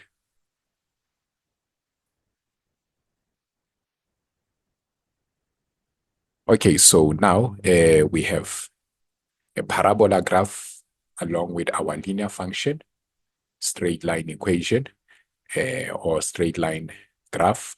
The graphs of f of x is equals to negative x squared plus x plus 6, and g of x is equals to 3x plus 10. So we are given the equation of both these graphs. Are drawn below. C and D are the x-intercept of f. So as we can see here, A is a point on f and B is a point on G, such that AB is parallel to the y-axis, right? Calculate the coordinates of the turning point of f, right? The turning point of f. Now, because we already have the equation, f of x is equals to negative x squared plus x plus 6. We know in order to find the turning point, first thing we have to find the axis of symmetry. Using this formula, x is equals to negative b over 2a. And then this will give us our b. In the position of b, our coefficient is 1. And then the position of a, our coefficient is negative 1. So negative divided by negative is positive. So our axis of symmetry here would be at positive half. And then let me just do it like this. So our axis of symmetry will be at positive half there. So we are trying to find the y-coordinate associated with this axis of symmetry. So that means we have to say f when x is half. So in the position of x, now we put half. And then there we go, plus 6. So you have to obviously punch that into your calculator. Then it gives you 25 over 4. So your coordinates for the turning points are now 1 over 2 is to 25 over 4. Right, so for 3 marks, that's all you were supposed to do.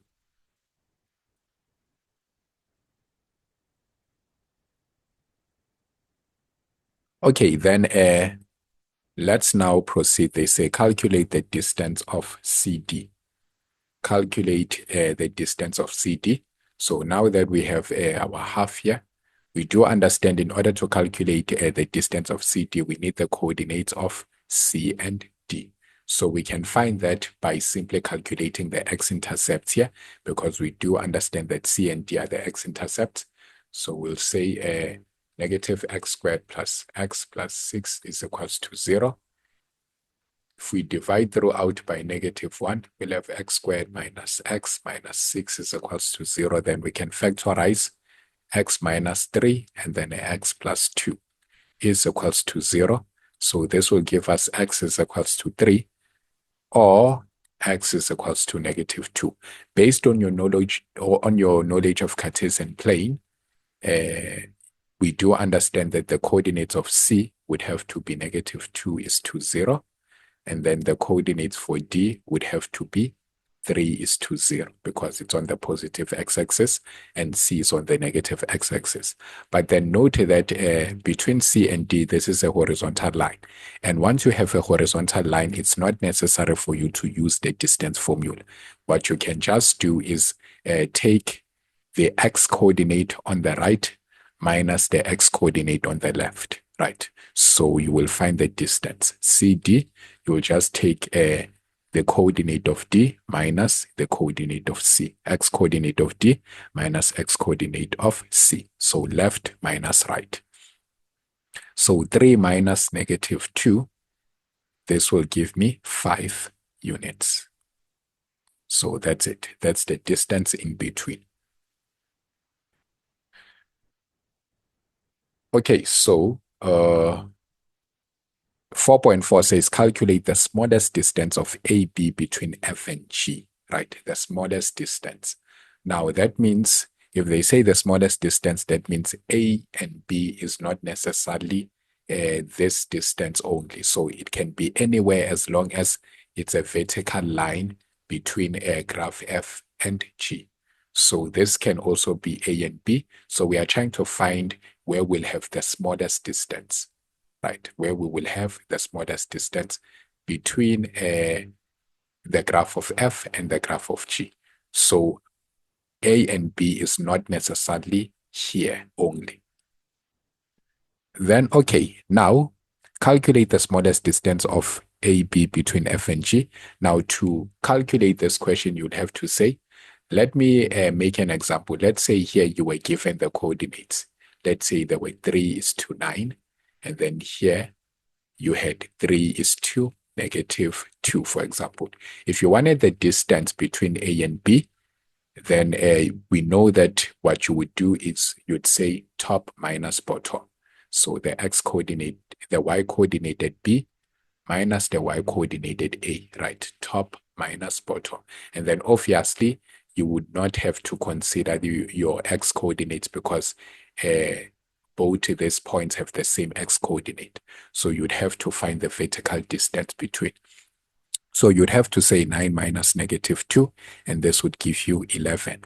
But then here the problem is we don't know the coordinates of B, and we also don't know the coordinates of A.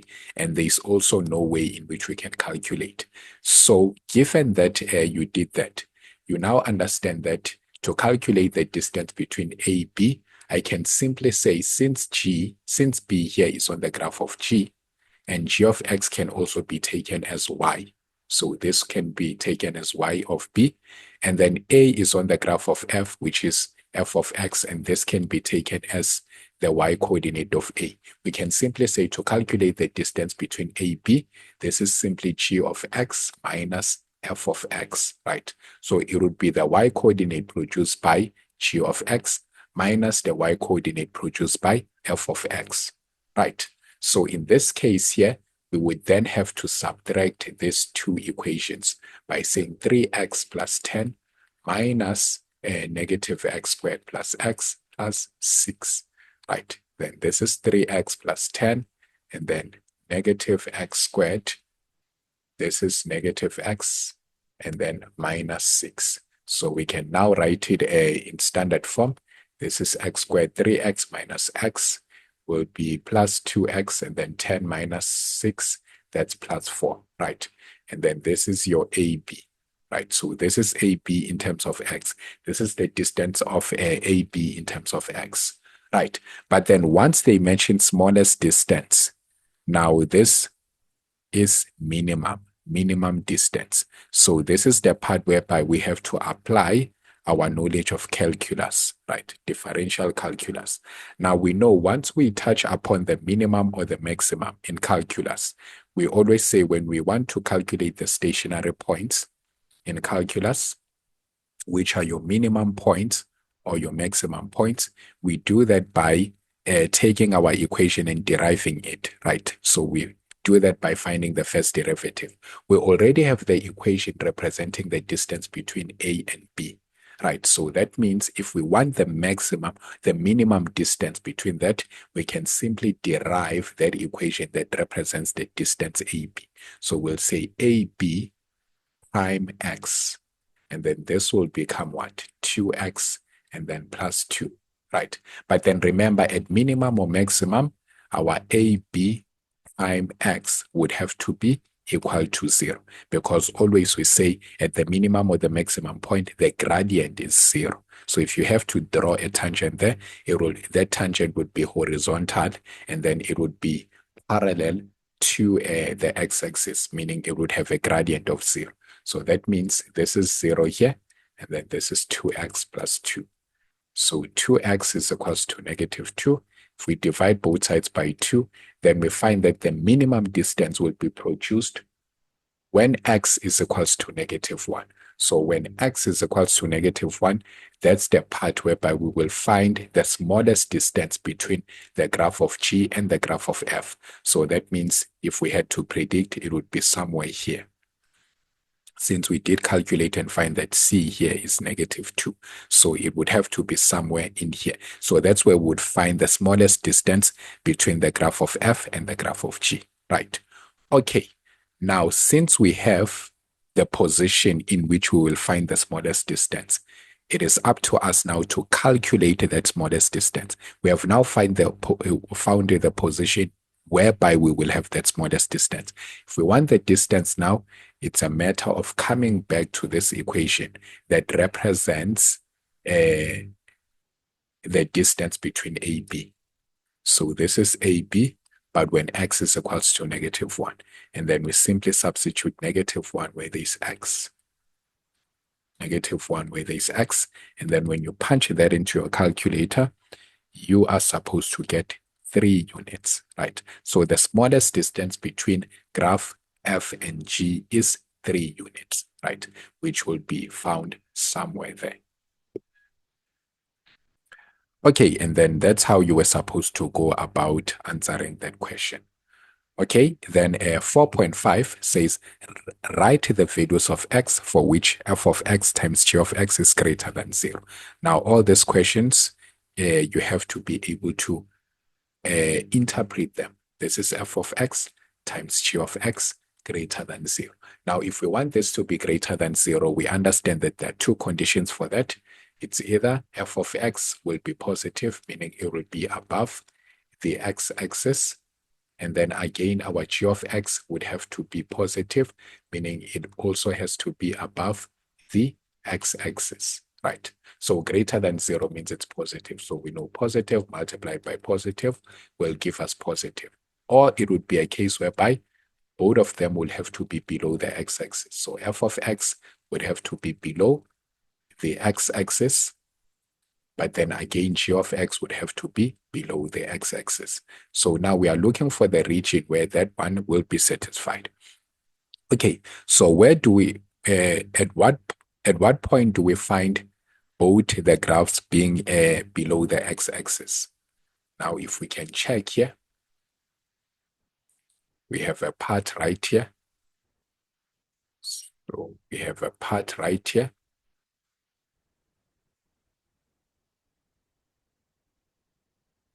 So there we go. As we can see, the graph of G is below and the graph of F is below the x-axis. But then the problem is, what is this coordinate here, right? Now, that is not a train smash. We can still find that coordinate because we are given the equation here. And then we know that to find this is the x-intercept. So we have to make y 0. So this is 3x plus 10 is equals to 0. So x is equals to -10 over 3, right? So now we understand that the coordinate in here is -10 over 3. But then again, we are looking for where both the graphs are above the x-axis. And then we can see that if we can target this region here, all the way up until where? Up until point D there. Because after point D, now you can see your f of x, your parabola graph starts going downward. So that was between, remember, we do have the coordinates from C to D. This was -2, and then this was 3. So that one is not hard. So we can start by writing this. So it's when x is greater than -2, but less than +3. So in between -2 and 3. Another way of writing that is to say x element of -2 is to 3. Right.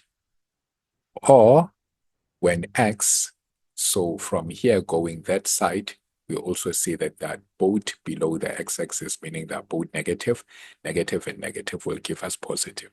So when x is less than -10 over 3, right? So these are your two conditions, right? So they would have to mark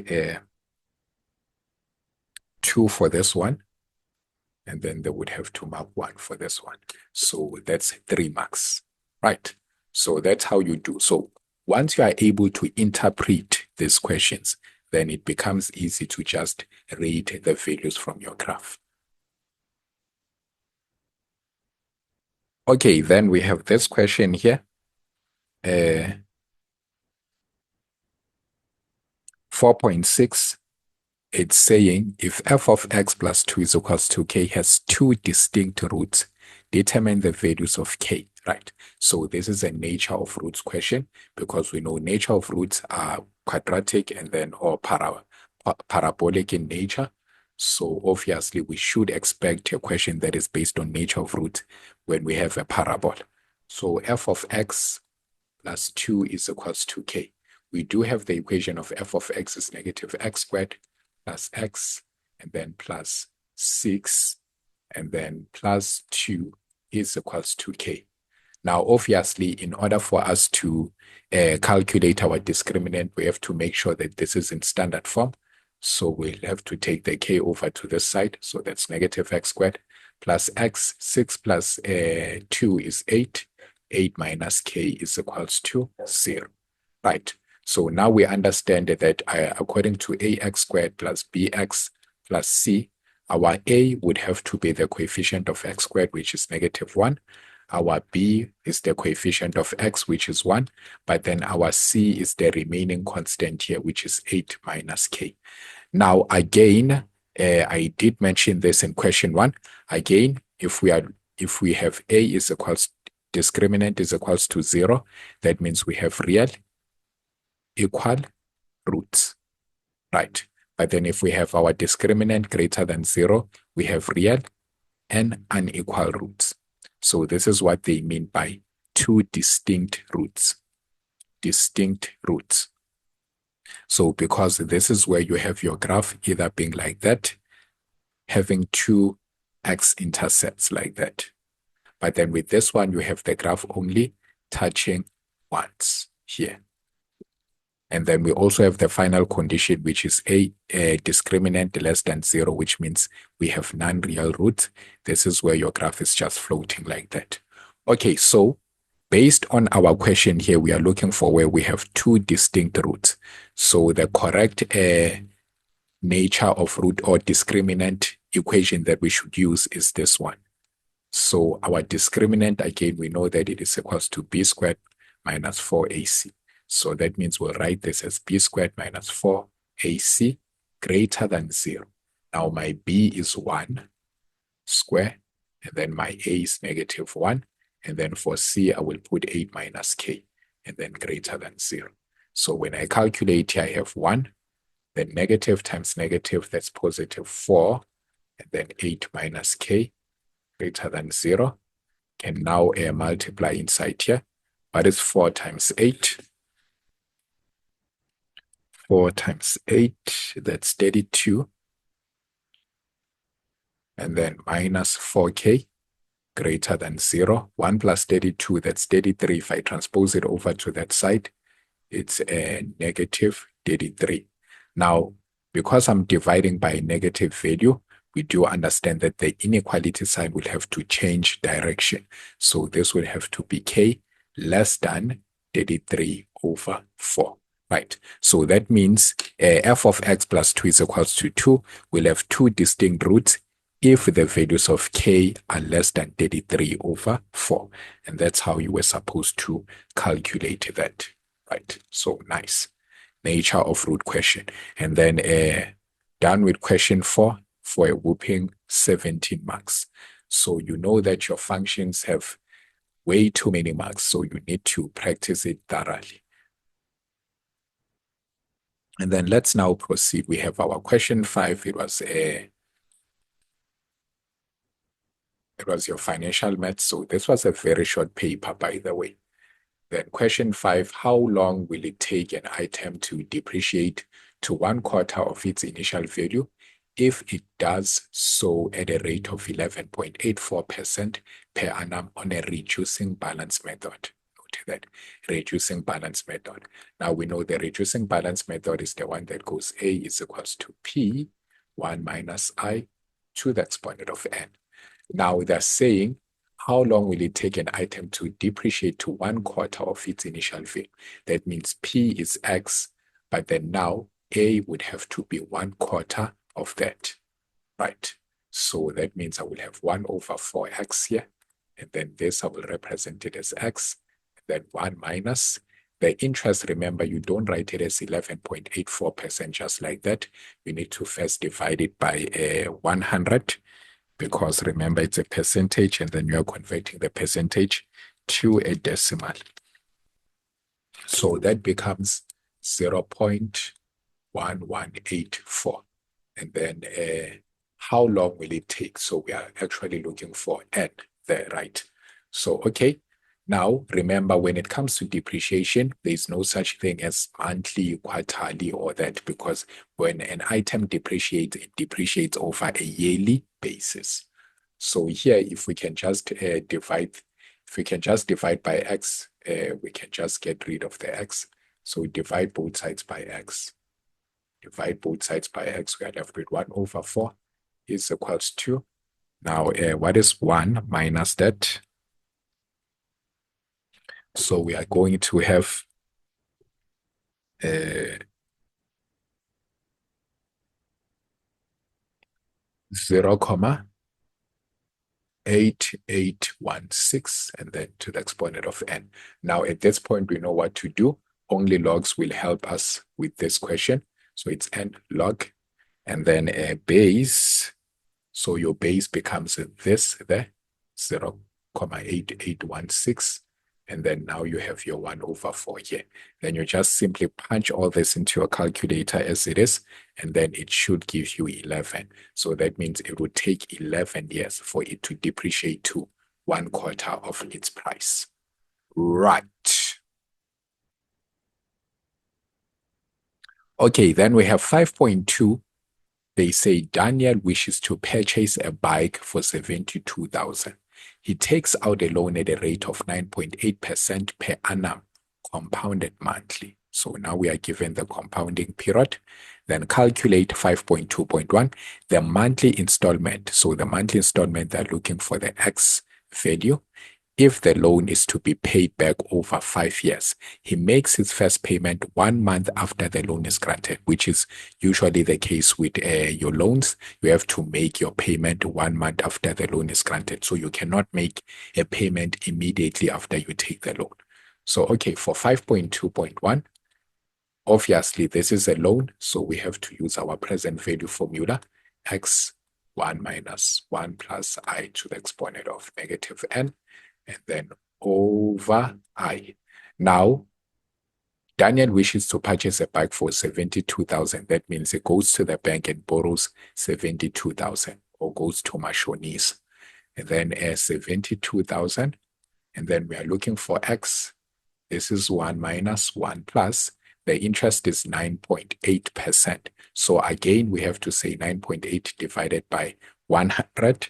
And then we put it as a decimal, 0.098. But then because we are given the compounding period there, monthly, we have to say over 12. And then we are looking forward. They say 5 years. So we have to write the 5 years in terms of months.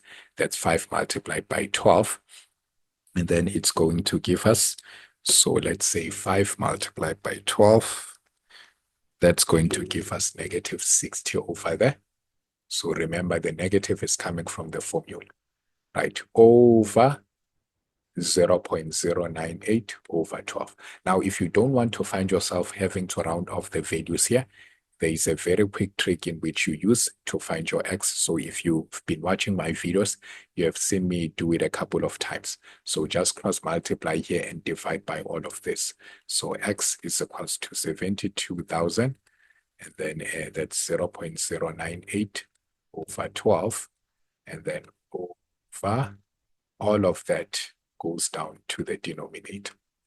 So now this ensures that you don't get to end up rounding off your values and then getting a value that is far from the answer. Remember, we are dealing with money here, and people are sensitive with money. Don't round off their money. Then X is equals to 1,522.71. So for the sake of the question, we're just going to round off to 2 decimal places. So that's because it's our final answer, right? Then, okay, nice. So we have that. And then now they're saying 5.2.2, calculate the outstanding balance after 3.5 years. Now, there are 2 methods in which you can calculate that. But then again, if you've been watching my videos, you know that the one that I prefer is the one whereby you need to first find the outstanding number of years or period that he needs to actually pay off the loan. So now he's determined to finish off paying the loan in 5 years, but then now they want us to calculate the outstanding balance after he has made payments for 3.5 years. So that means I would have to say for outstanding balance, if I want the outstanding balance, then I need the outstanding period. So to calculate the outstanding period, that's 5 minus 3.5. And then I get that it's 1.5 years remaining for him to pay off the loan. So that means I'm looking for the loan value. I'm looking for the loan value for the remaining 1.5 years. So that means I will just have to use the PV formula and go x, and then 1 minus 1 plus I to the exponent of negative n over I. And then for my n here, I'm just going to use the 1.5 years, which I must write it in months. So 1.5 multiplied by 12. How many months is 1.5 years? So I think is it 18? Yes, 18 months. So 18 months. Okay, then remember we do have the monthly installments already. We did calculate them previously. So we calculated the monthly installment, and then it was 1,522.71. Then now we have 1 minus 1 plus. Again, our interest is still the same, 0.098. Compounding period is 12. And then here, I'm going to put 18 months, coming from 1.5 times 12. And then over 0.098 over 12, right? And then now, what is the loan value for the remaining 1.5 years? If we punch that in our calculator, we find that it is 25,393.30. Now, others will obviously do the other one whereby you have to use your what you call your future value. I do not prefer that one. I simply just prefer this one because it's straightforward and simple. Just calculate the outstanding and the outstanding period and then use it as your n. So pretty straightforward.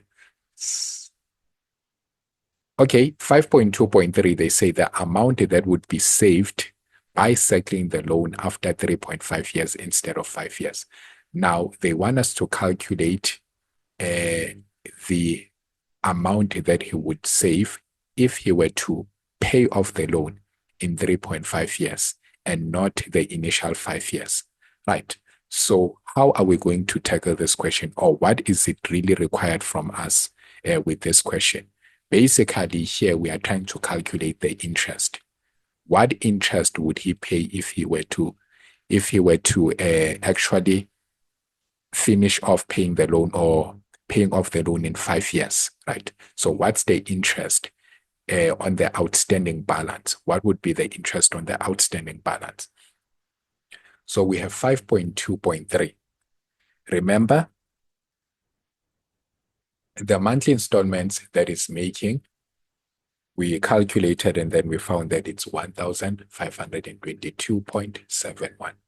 And then he's gonna be making those payments for the next coming 18 months, right? Which is the outstanding period. And then what's the total amount that it will pay?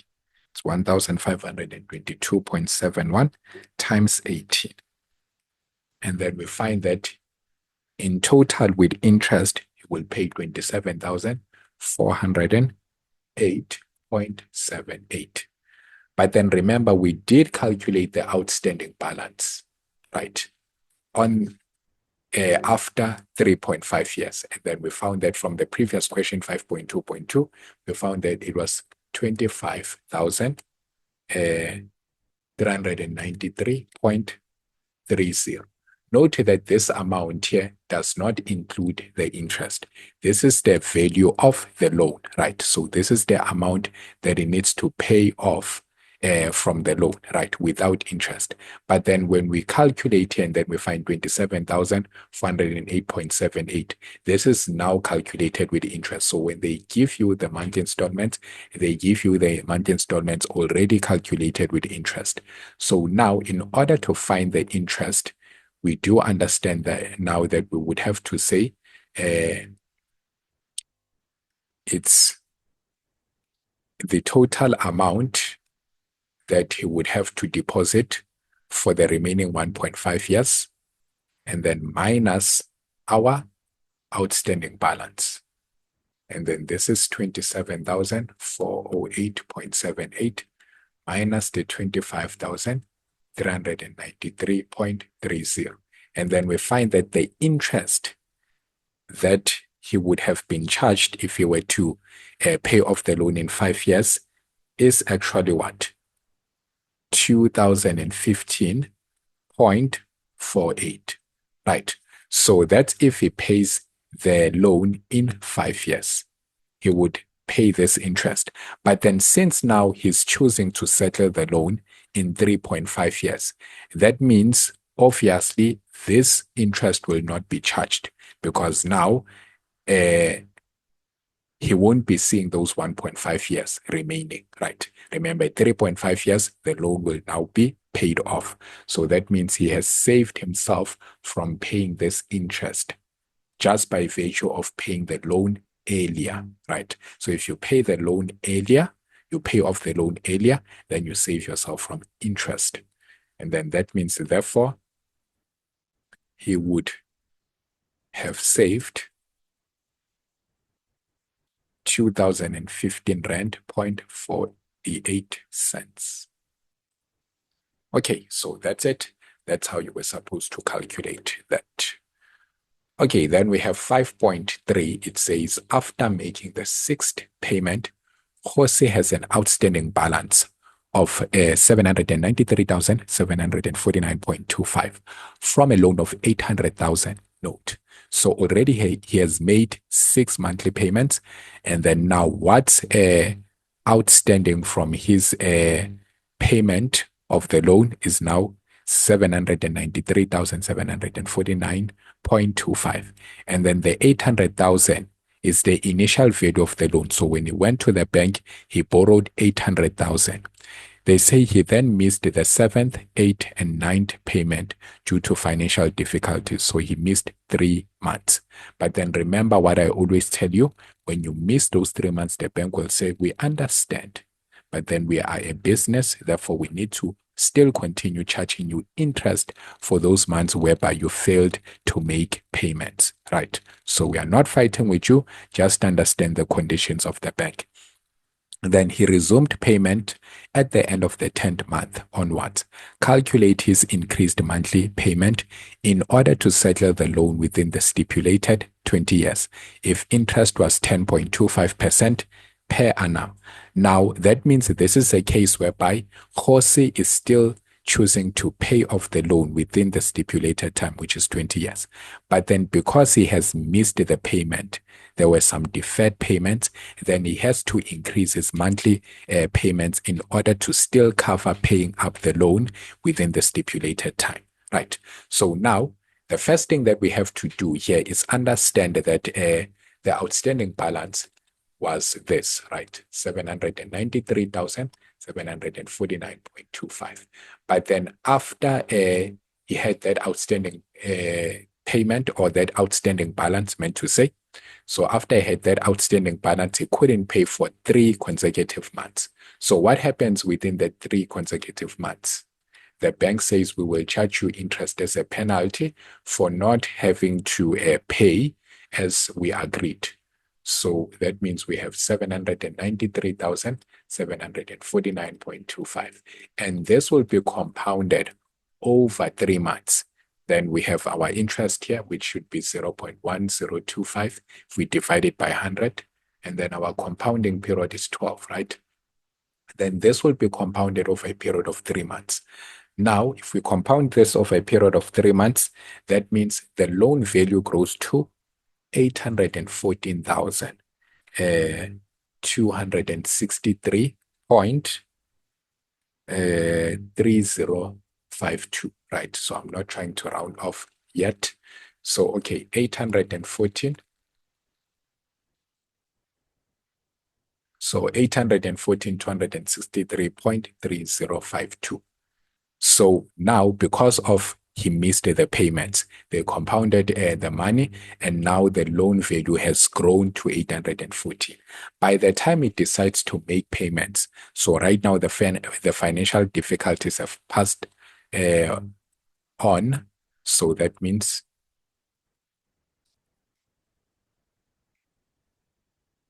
we have to now calculate here. So what we are trying to calculate is X, the increased monthly installments.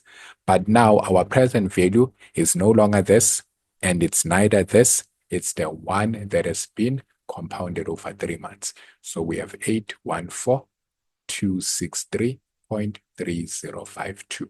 And then we are looking for X, and then here it's 1 minus 1 plus our interest is 0.1025, and then over 12.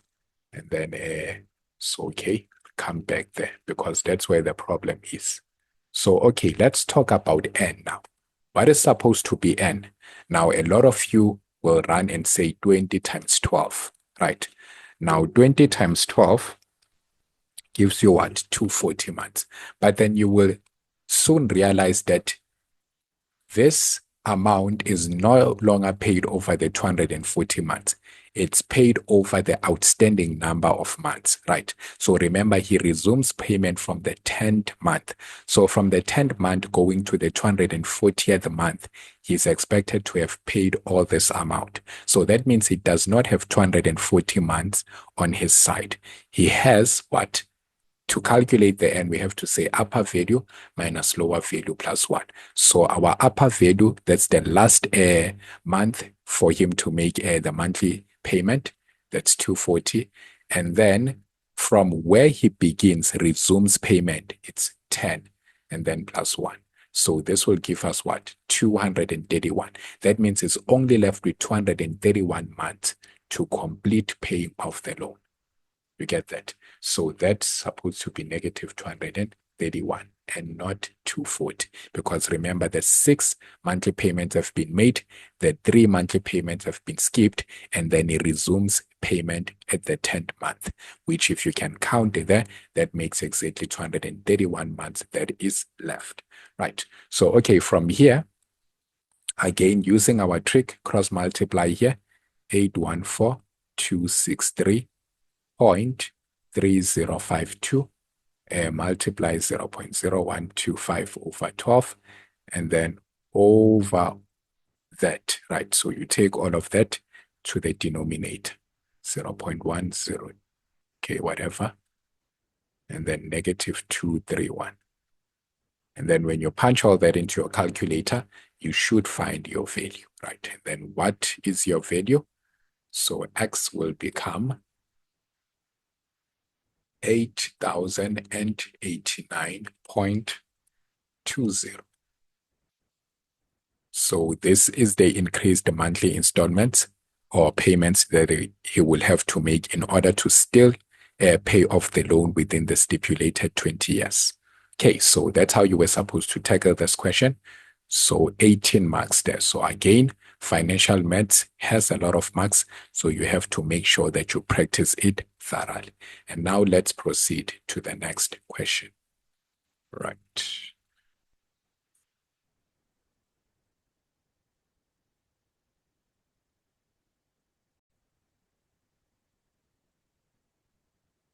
Okay, so now we are on question 6, and then we have our differential calculus, starting with the question on first principle, as we always expect. We are given f of x is equals to negative 2 over x, which let's start here. F of x is equals to negative 2 over x, and then we know we must have an expression again for fx plus h. So this is fx plus h. And then this will just, in the place of x, replace by x plus h, right? So there we go. And then obviously for our first principle, we should start by saying f prime x is equals to lim h approaching 0, and then f of x plus h minus f of x over h. Then you have to constantly remind yourself that you need to write lim h approaching 0. Then our fx plus h, we can see the expression there. It's a negative 2 over x plus h. And then minus our f of x is negative 2 over x. And then all that over h. Right. Now at this point, you need to say lim h approaching 0. This will become negative 2 over x plus h, and then plus 2 over x. Now, what I prefer doing is just simply take the numerator as 1, and then here I will say divide by h, right? H over 1. So that my work is neat. And then this is lim h approaching 0. If I have to use my karate method here, cross multiply this negative 2 times x, that's negative 2x. And then if I cross multiply this, I will have 2x plus 2h. And then obviously I would have to then multiply the denominator. So the karate method goes this multiplied by that, this multiplied by that, and then the 2 will have to multiply each other. So to have my LCM here, that's x and then x plus h. But then remember, I have divided by h, which I can now change it, reciprocate it to 1 over h. So by changing the divide to multiply. So this will be lim h approaching 0. This point we can see negative 2x plus 2x will just cancel out. We are left with 2h here. And then here if we multiply, we'll have x squared plus x times h. But then remember, we've already reciprocated here. So that means at this point, the h and the h there would have to divide out. And then that means we will have lim. So now we'll drop off the lim h approaching 0 because up here we'll be left with the 2. So 2 times 1 is 2. And then we'll have x squared plus x. And then where there is h, we'll put 0. So the minute you put your h as 0, do not write your lim h approaching 0 because now we say h is now 0. So that means it has been approaching 0, but now it's at 0. Then that means f prime x is now equals to what? So x times 0 is 0. So you'll only be left with 2 over x squared, right? So you will still remember my trick with this one. If you want to know if your answer is correct, then you can always go back here and try to just derive this using rules. So if you were to use rules, this is f of x will become negative 2x to the exponent of negative 1. And then if you derive f prime, the negative 1 will have to multiply with negative 2 to become positive, and then we have to subtract 1 from the exponent, so we have negative 2. And then obviously writing this with a positive exponent, this will be 2 over x to the exponent of 2. So which proves that your answer is correct. So this is the correct answer. Okay, so done with that, 5 marks in the bag. So always you must make sure that that first principle there is always a mark that you should get. So dy dx if xy minus 2y is equals to x squared minus 4. Now with this type of questions, we know before we can worry about deriving, we have to make sure that our y here is the subject of the formula. Because remember, this means we must derive y in terms of x. So this is xy minus 2y is equals to x squared minus 4. Looking at this, we can see this is a difference of 2 squares, right? And then here we have a common factor of y. So this is y x minus 2.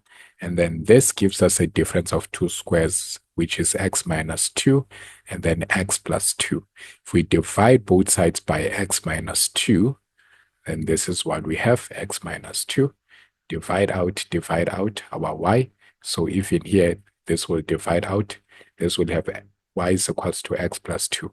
Now, if we derive dy dx, that means the only part that we have to derive is this one, because remember, the derivative of a constant is 0, and then the derivative of this one will be the coefficient here, which is 1. So 3 marks for that.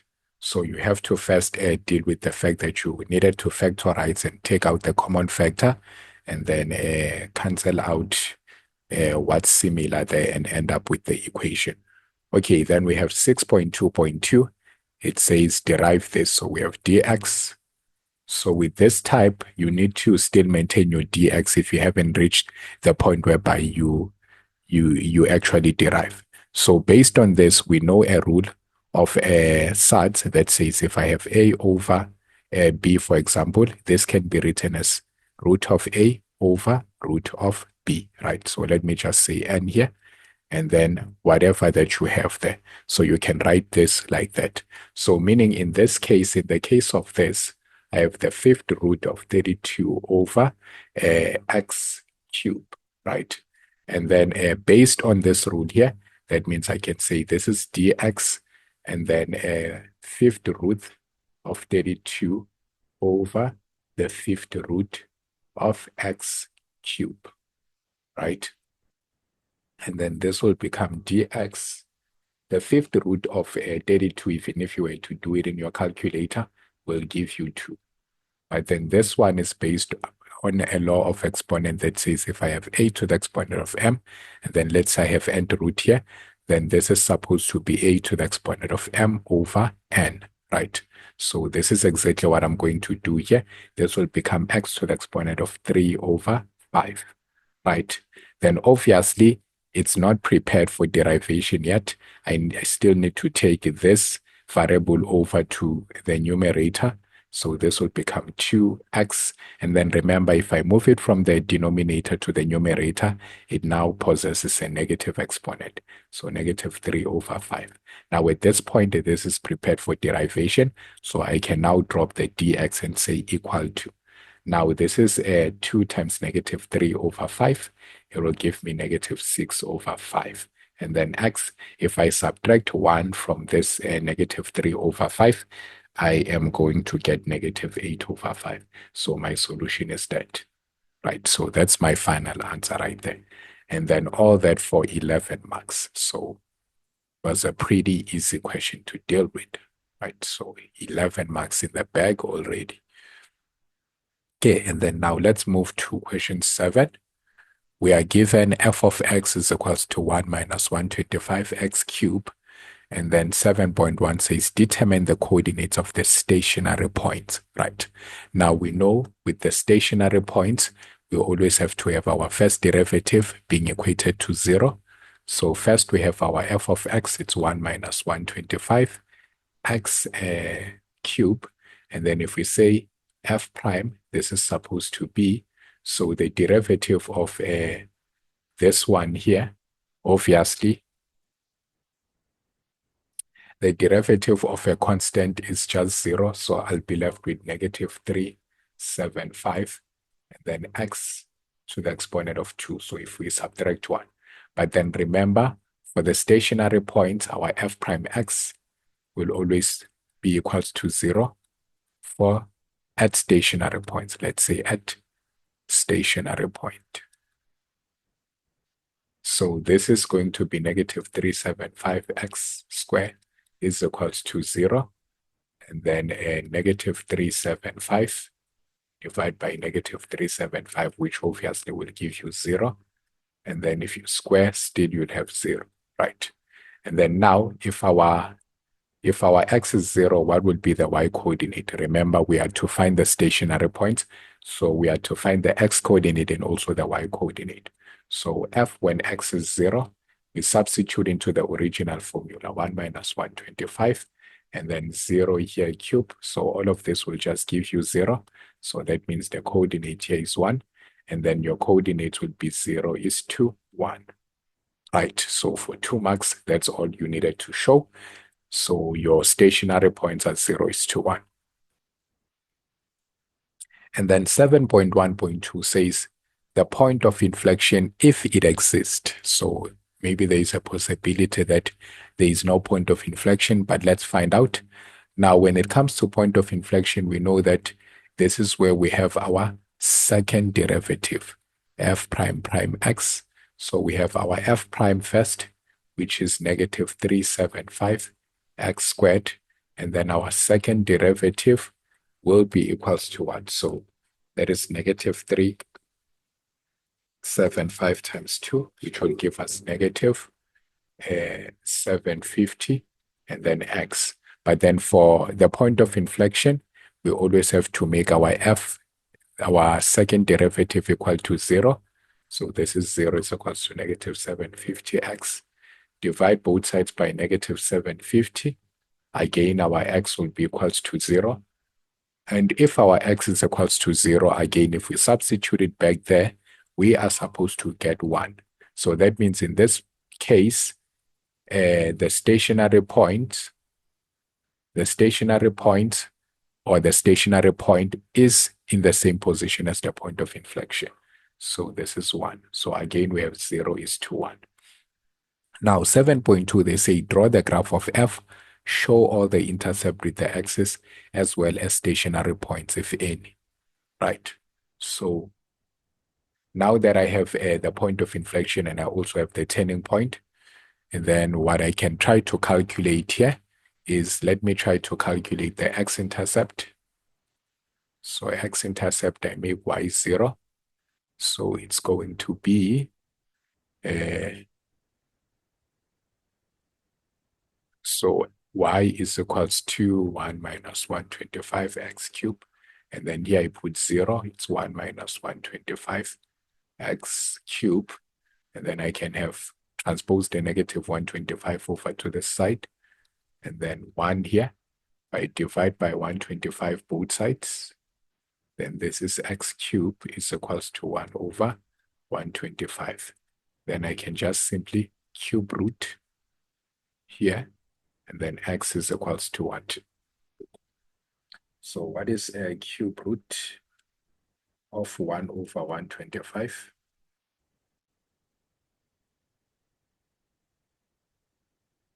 So it's supposed to give me 1 over 5. So 1 over 5, if we SD it, that's 0.2, right? So somewhere there.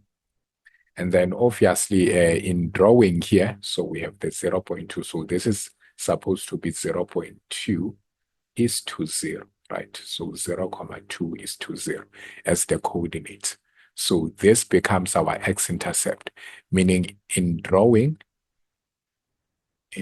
this, so this would be a weird shape. This would be a very weird shape. So, okay, we have our turning point at 0 is to 1. So it's here. And then we said our intercept, let's just have 0 here, and then have an interval of 0.1, then here 0.2. So this would be negative 0.1, and here negative 0.2. So that's 2, and then that's negative 1, that's negative 2. So we do understand that our point of inflection is here, and then our x-intercept is here. But then our a here, if we are to write this correctly, this is negative 125 x cubed, and then plus 1. Now our a here is negative, meaning the shape of the graph, if a is less than 0, the shape of the graph should be something like this. So that means here should go something like this. So trying to keep my head steady. So it should be something like this, which will go all the way like that. And then here, there's just that bounce to show that it's a turning point. And then your graph goes like that, crosses over here, the y-intercept, and then passes through there, like that. And then if in here, let's extend it. Let's say it goes like this. So more or less this shape here, more or less this shape here. So here we have our 0 is to 1, and then here we have our 0.2 is to 0 here. So we have the turning, this is the turning point, it is the point of inflection, and it also happens to be the y-intercept, right? And then now you can label that this is your graph of f. So, okay, that's the shape that you were supposed to have there. So we have shown all the intercept with the axis. We have shown the stationary points again. So, and then we have indicated that it is graph f. So this should be all that is needed. Then 7.3, give the value of x for which the graph is concave up. Where is the graph concave up? So we know that the graph should be concave up until here. Based on this shape here, we know that this is concave up, And then after the point of inflection, it's concave down. So we know that the graph here is concave up before the point of inflection. So we must indicate that as 7.3 will say when x is less than 1. So before the point of inflection. So it is concave up before the point of inflection.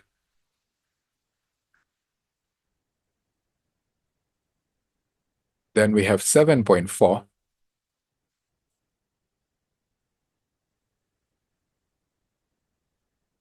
7.4 says determine the equation of the tangent to the graph at x is equals to 1 over 10.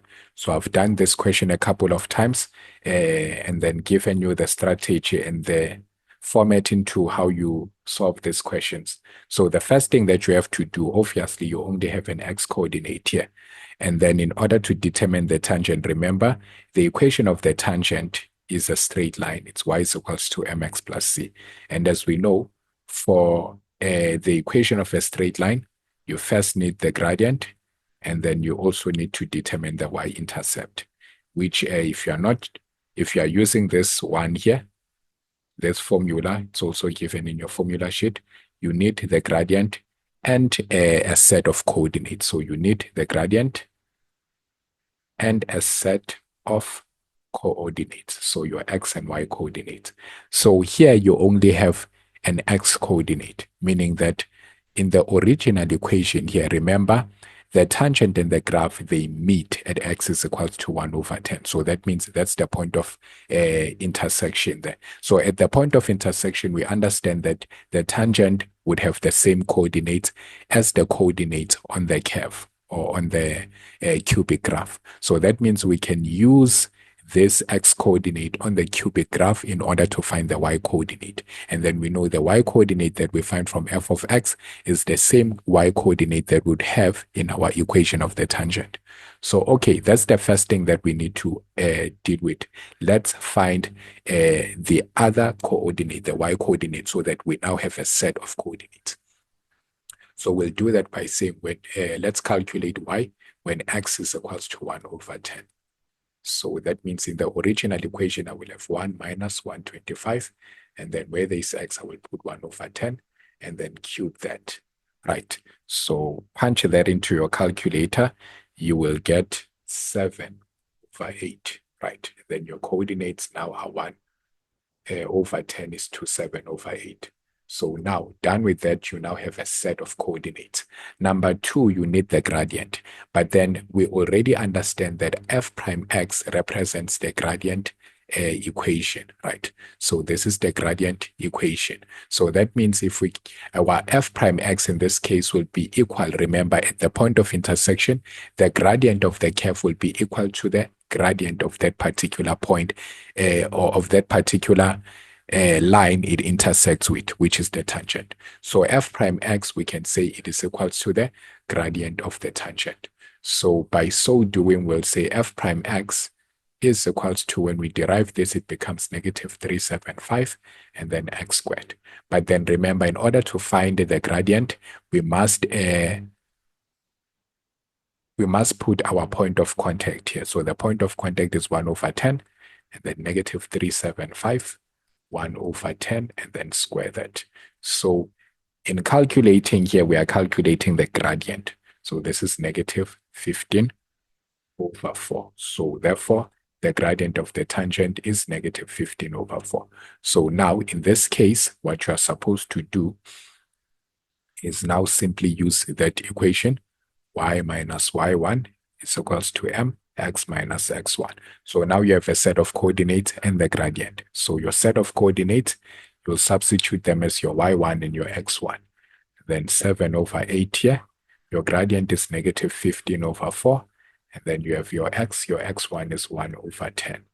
Then you simply just multiply inside here negative 15 over 4x.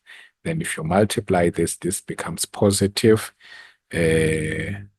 Let's do negative 15 over 4 times negative 1 over 10. Right, so this will give us positive 3 over 8, which you need to then add to 7 over 8.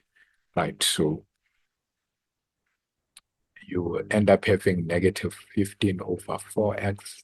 And then when you add this 2 here, it has to give you 3 plus 7 is 10. 10 over 8 can be simplified to 5 over 4. Okay, so now you have your equation of the tangent. Your equation of the tangent. So there you go. Okay, so 12 marks in the bag. Let's now proceed.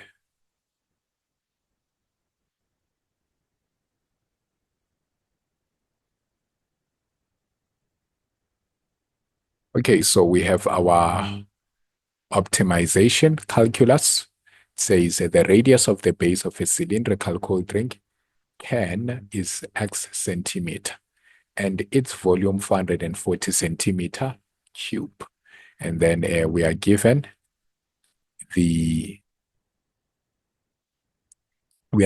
formula's area is pi r squared, so that is for a circle, and then the circumference is 2 pi r, and your volume is pi r squared h. So usually when they give you those formulas, they just give you even formulas that you do not need, just for confusion, right? So the examiner just wants to confuse you with formulas, with so many formulas that you do not know which one to pick.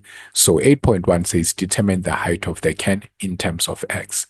Now looking at all those formulas, your area, your circumference, and your volume, you can see that the only formula that has height here is the one for the volume. And then also when reading here, we are given the volume. So you do not need the circumference in any way. You do not need the area in any way. And by the way, your cold drink is cylindrical, not a circle. Then 8.1, that's V pi r squared h. Your volume, 440, and then pi, they say your r, you have to take it as x centimeter. The radius of the base of a cylindrical cold drink can is x centimeter. So where there is r, I will put x, then that's x squared, and then h. So if I want my h in terms of x, it's just a matter of saying 440 over pi x squared, and then you simply leave it like this, 2 marks. Okay, then 8.2 says show that the area of the material needed to manufacture the can is 2 pi x squared plus 880 over x. So this is 8.2. Now remember, I said that the can is a cylinder, as they say. And then knowing the surface area of a cylinder, it is not this one, right? So that is just the area of a circle that you do not need. So that means here you will need to, but then what you can use is the fact that you know that a cylinder is like this, right? So in a way, you might use that, given the fact that you know that a cylinder is made out of 2 circles and a rectangle, right? So that means the surface area will now be in the form of 2 times pi r squared. So this representing that you have 2 circles here. And then obviously for the rectangle, because you have folded it, you must indicate it as 2 pi r h. Right. So this here, we know it as the surface area of the cylinder. So most of the time in your questions, you are not given the surface area of the cylinder, but then it is a formula that you should know by head or by heart, right? So always revise that formula when it comes to this, because you'll always be given that your cylinder, your rectangular prism, and then also your cube, those ones you will not be given, but then they expect you to know the surface area for those ones and also the formulas to calculate the volume. Okay, so our surface area in this case in terms of x will be 2 pi. Remember, r is x, then square that, and then this is 2 pi. Our r, again, it's x, and then, but then our h, we do have our h in terms of x, that's 440, and then pi x squared, right? So this will become 2 pi x squared, and then now the pi and the pi will cancel out here. We have x squared, so it will cancel out with this x here, and then we'll only be left with 1x. But then what is 2 times 440? That's where we get that 880. And then remember, down here we'll only be left with this x after the pi, and the pi is cancelled, and then this x is cancelled with one of the x's here. So, okay, this is our surface area in terms of x, which is similar to what we were trying to prove. So nice. So, okay, we have shown that the area of the material needed to manufacture the can is that. We have shown just like that. Okay, so now, with these questions, we know the trick that says, if you fail to get this 2 marks, let's say you fail to prove that the surface area will be in that fashion, and then you can still use this. Remember, they've already told you that the area will be indicated by this equation. Now, in 8.3, they're saying determine the value of x correct to 2 decimal places for which the least amount of material is needed to manufacture such a can. So we are still talking about the surface area, right? So we can still say, okay, our surface area in terms of x is 2 pi x squared plus 880 over x. So now you have failed to calculate that one, but then now you can still continue using it so that you get this 4 marks, because we now understand when it talks about the least amount, it's talking about minimum. And then we know with minimum or maximum, that's where we'll make our surface area in terms of x. We'll derive this as prime, and then we equate it to 0, because we know at the minimum or the maximum value, our gradient is always equal to 0. So we are still using those calculus principles, right? So, but then before we do that, let's make sure that everything is prepared for derivation. Remember, you cannot derive while your x is still a denominator here, or your variable is still a denominator. Then 2 pi x squared. And then if we take it up there, that's 880 x to the exponent of -1. Now, our expression or equation is prepared for derivation. Then that's SA prime x. Then let's derive now. 2 times 2, this will give us 4 pi x.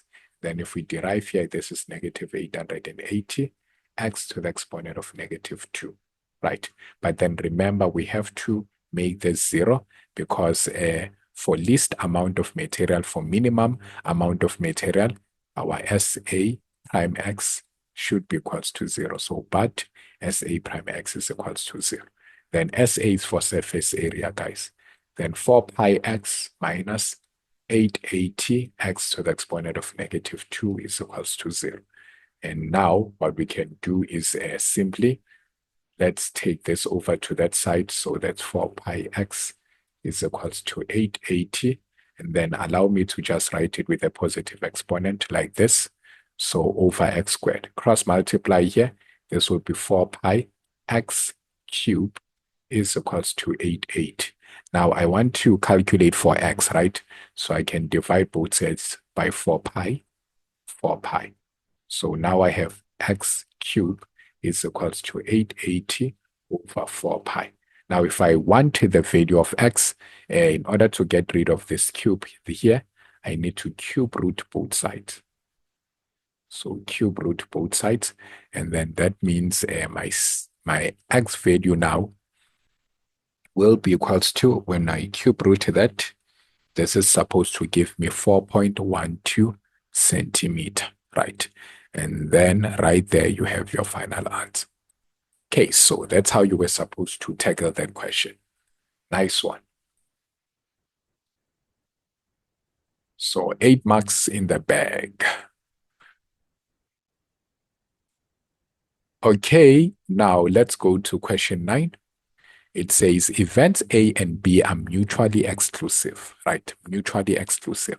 Remember, when things are mutually exclusive, that means there is no intersection between the two events. So this would be event A and event B, and there will be no intersection between the two events. So that means your PA and B is equals to 0, right? So they say calculate PB, Then in this case here, we would have to use this formula A or B, PA or B is equals to PA plus PB, and then minus PA and B, right? Where we know that our PA and B, since it's mutually exclusive, would have to be 0. Now, A or B, we are given 0.57, but then we are given that PB can be represented as twice the size of PA. So we are looking for PB. So, okay, in this case, what can we do? Let's just express this because we are looking for PB. Let's just say PB is equals to 2 times PA. But then what is PA in terms of PB? We can simply say divided by 2 here.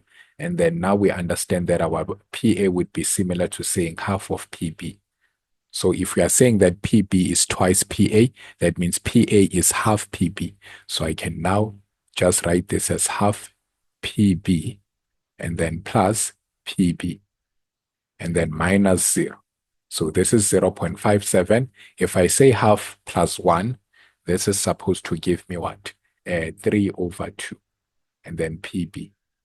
Then I can divide both sides by 3 over 2 or just simply multiply by the reciprocal 2 over 3. Then even here 2 over 3. Then my PB now should be equal to 0.38. Right, so there we go. There we go. All right.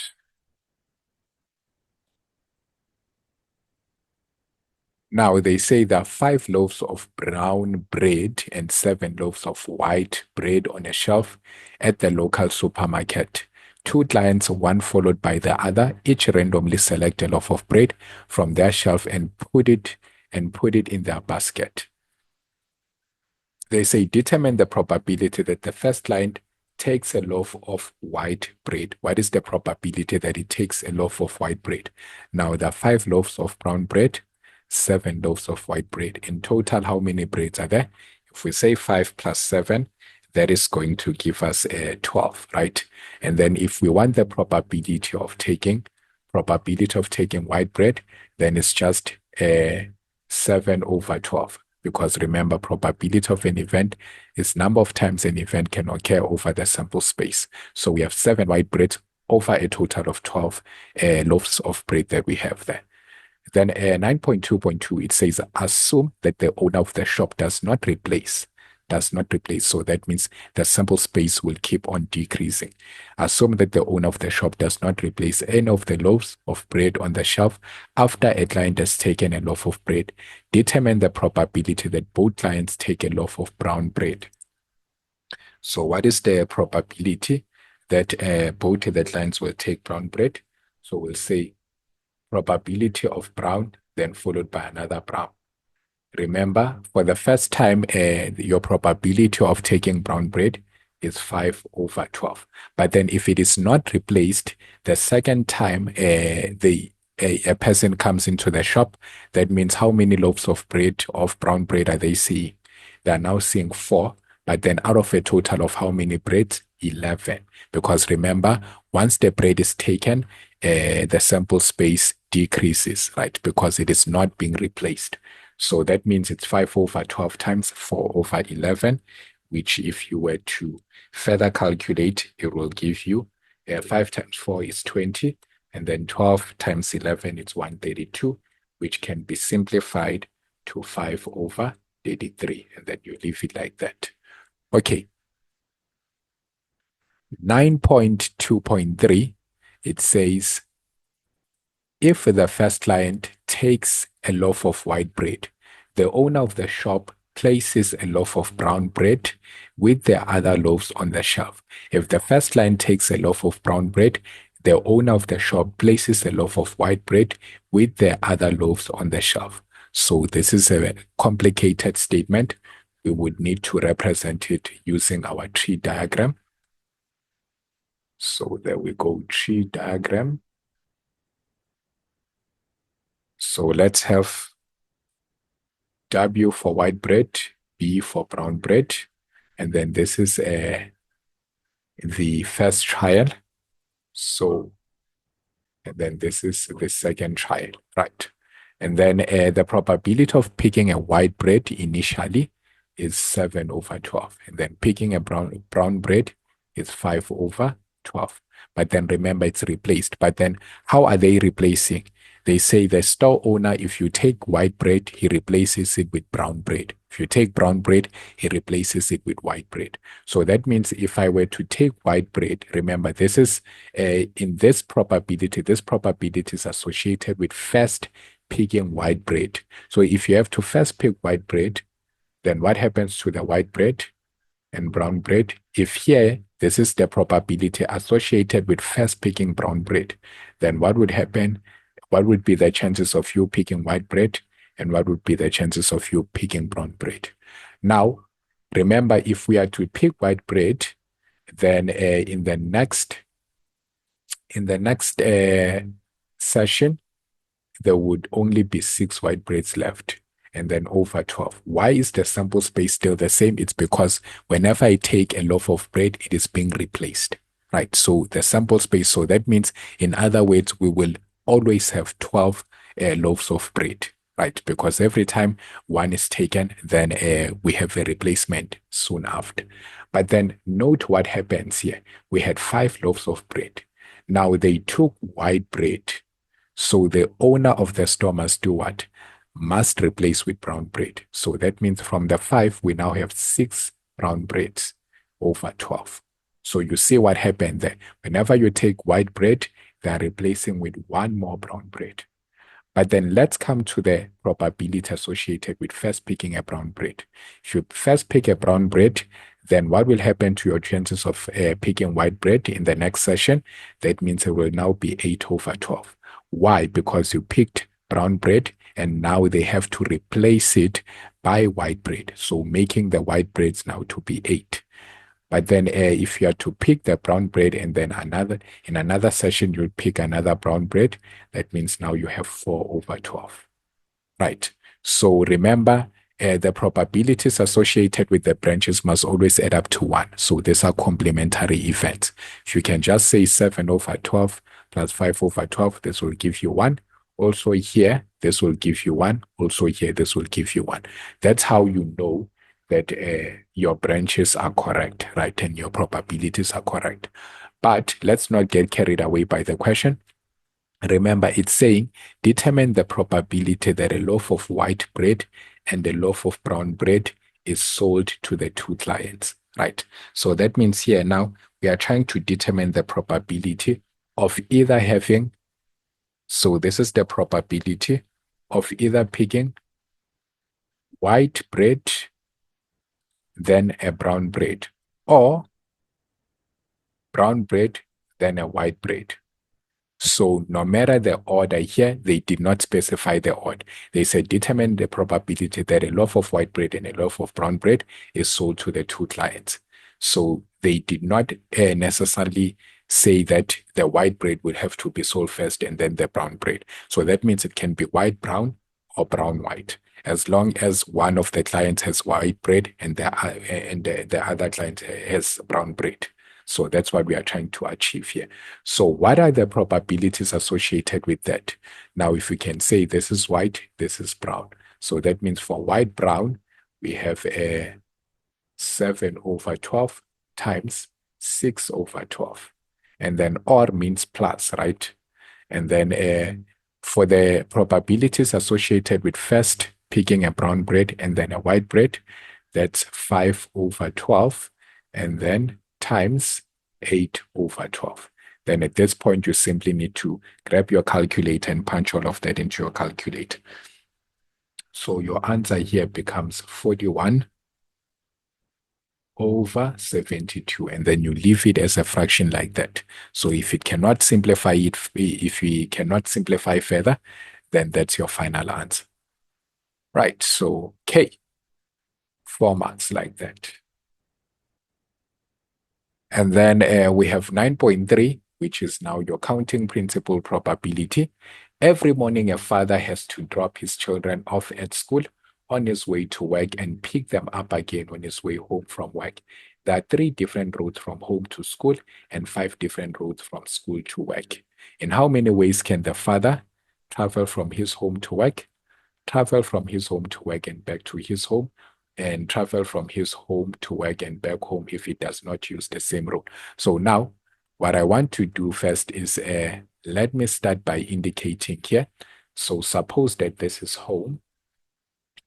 They are saying how many roads will take us to school from home. There are 3 different roads from home to school. So, okay, this is home. And then now there is a division of roads. So first road, let's say this is the second road. And then let's say this is the third road, right? So there are 3 different roads that will be leading us to school, right? So let's say this is our school. So this is school, right? So you can either go with road 1, road 2, or road 3. Then they say that there are 5 different roads from school to work. So from school, you have 1, and then you have 2, you have 3, you have 4, and then you have 5, right? Okay, and then this is you getting to work. So that's work, right? All of this will lead you to work. Okay, so you can either choose road 1, 2, 3, 4, or 5. This is the situation that we have. Now, remember, when we are talking about probability, we are talking about options. How many options do you have to do that particular thing? In how many ways can the father travel from his home to work?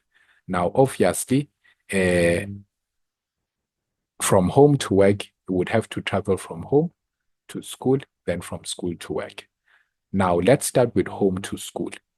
How many different ways can you go from home to school? Then there are 3 different ways, right? So you just write 3. And then multiply. How many different ways can you go to work from school? Now he has 5 options to choose from. So that's 5. So meaning for 9.3.1, how many different ways can the father travel from home to work? It's just simply 3 multiplied by 5, which will give us what? 15 ways.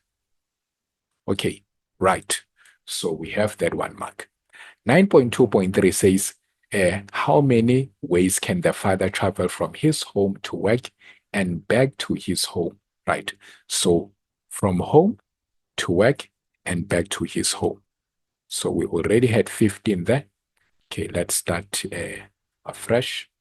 So for 9.3.2, remember he has to travel from, if he wants to go from home to work, he has to travel from home to school, because we are being told here that every time he has to take the children, drop them to school, and then from school he goes to work, right? So he cannot just go straight to work. Okay, so now we do understand from home to school, we say he has how many options to choose? 3. And then from school to work, how many options? It's 5. Now coming back, he has to go from work and then to pick up the kid at school. So how many different ways does he has to do that? He can pick from 5 different ways. Remember, there is no restriction to say that if he used the road number 2, he cannot use it again. So if he prefers to use road number 2 going to work and then from work to school back, it's also allowed. So he has 5 options. We are dealing with options here. And then multiply by, now when he's at school, how many different ways can he come back home? 3 different ways. Right, so that means we'll have 3 times 5 times 5 times 3. And then if we multiply that, we end up with 225 ways. Okay, then that's your 9.3.2. Now the last one, we have a restriction now. It says, in how many ways can the father travel from his home to work and back home if he does not use the same road twice? So that means if he travels by road 3, for example, going to school, when he comes back, he cannot use road number 3. He now has to either use 1 or 2. Okay, so again, let's check our options. 9.3.3. How many options does he have going from home to school? 3 different options. So 3. And then how many options does he have from school to home? That's 5. And then when he comes back, let's suppose that he used road number 3 from school to home. And then let's suppose he use route number 1 from home to school. So that means in coming back, he can't use that. So that means coming back, he now has 4 options to choose from because he cannot use the same route twice. So now he has 4 options. And then when he gets to school, he cannot choose road number 1 because he used it going to school in the morning. So now afternoon, he cannot use the same route. So that means how many options does he now have? It's only 2. So now you only need to multiply this. 3 times 5 times 4 times 2. And then this will give us what? 120. So 120 ways. Right, and that's how you were supposed to tackle that question. So make sure that you also practice your counting principles. It is a very easy topic, so it can actually work as a booster to your marks when you have collected your marks and then you need them to supplement. Remember, there is a possibility that you might lose marks when it comes to your functions or financial maths. So when you know that you can score marks in probability, it actually helps to supplement those marks that you'll be losing throughout the question paper. But then, always aim high, always aim for the skies so that when you fall to the clouds. With all that being said, guys, please press the thumbs up button if you have enjoyed the lesson and then you have found it helpful. And if you've been watching the videos and haven't subscribed yet, please hit that subscribe button. But most importantly, please share the link with your friends and classmates so that they may also find assistance. Remember, do not be selfish. We are winning as a team. Yes, and guys, that was your paper, your Mpumalanga paper. This is actually the final question. The question paper was out of 150. As short as it seems, I know for other provinces like Gauteng, you wrote all the way up until question 12. So, yep, this just happened to be a very short question paper. But then again, it had all the topics. So no topic was actually scrapped out here. Just happens that it is short. So, yep, that's it. Awesome.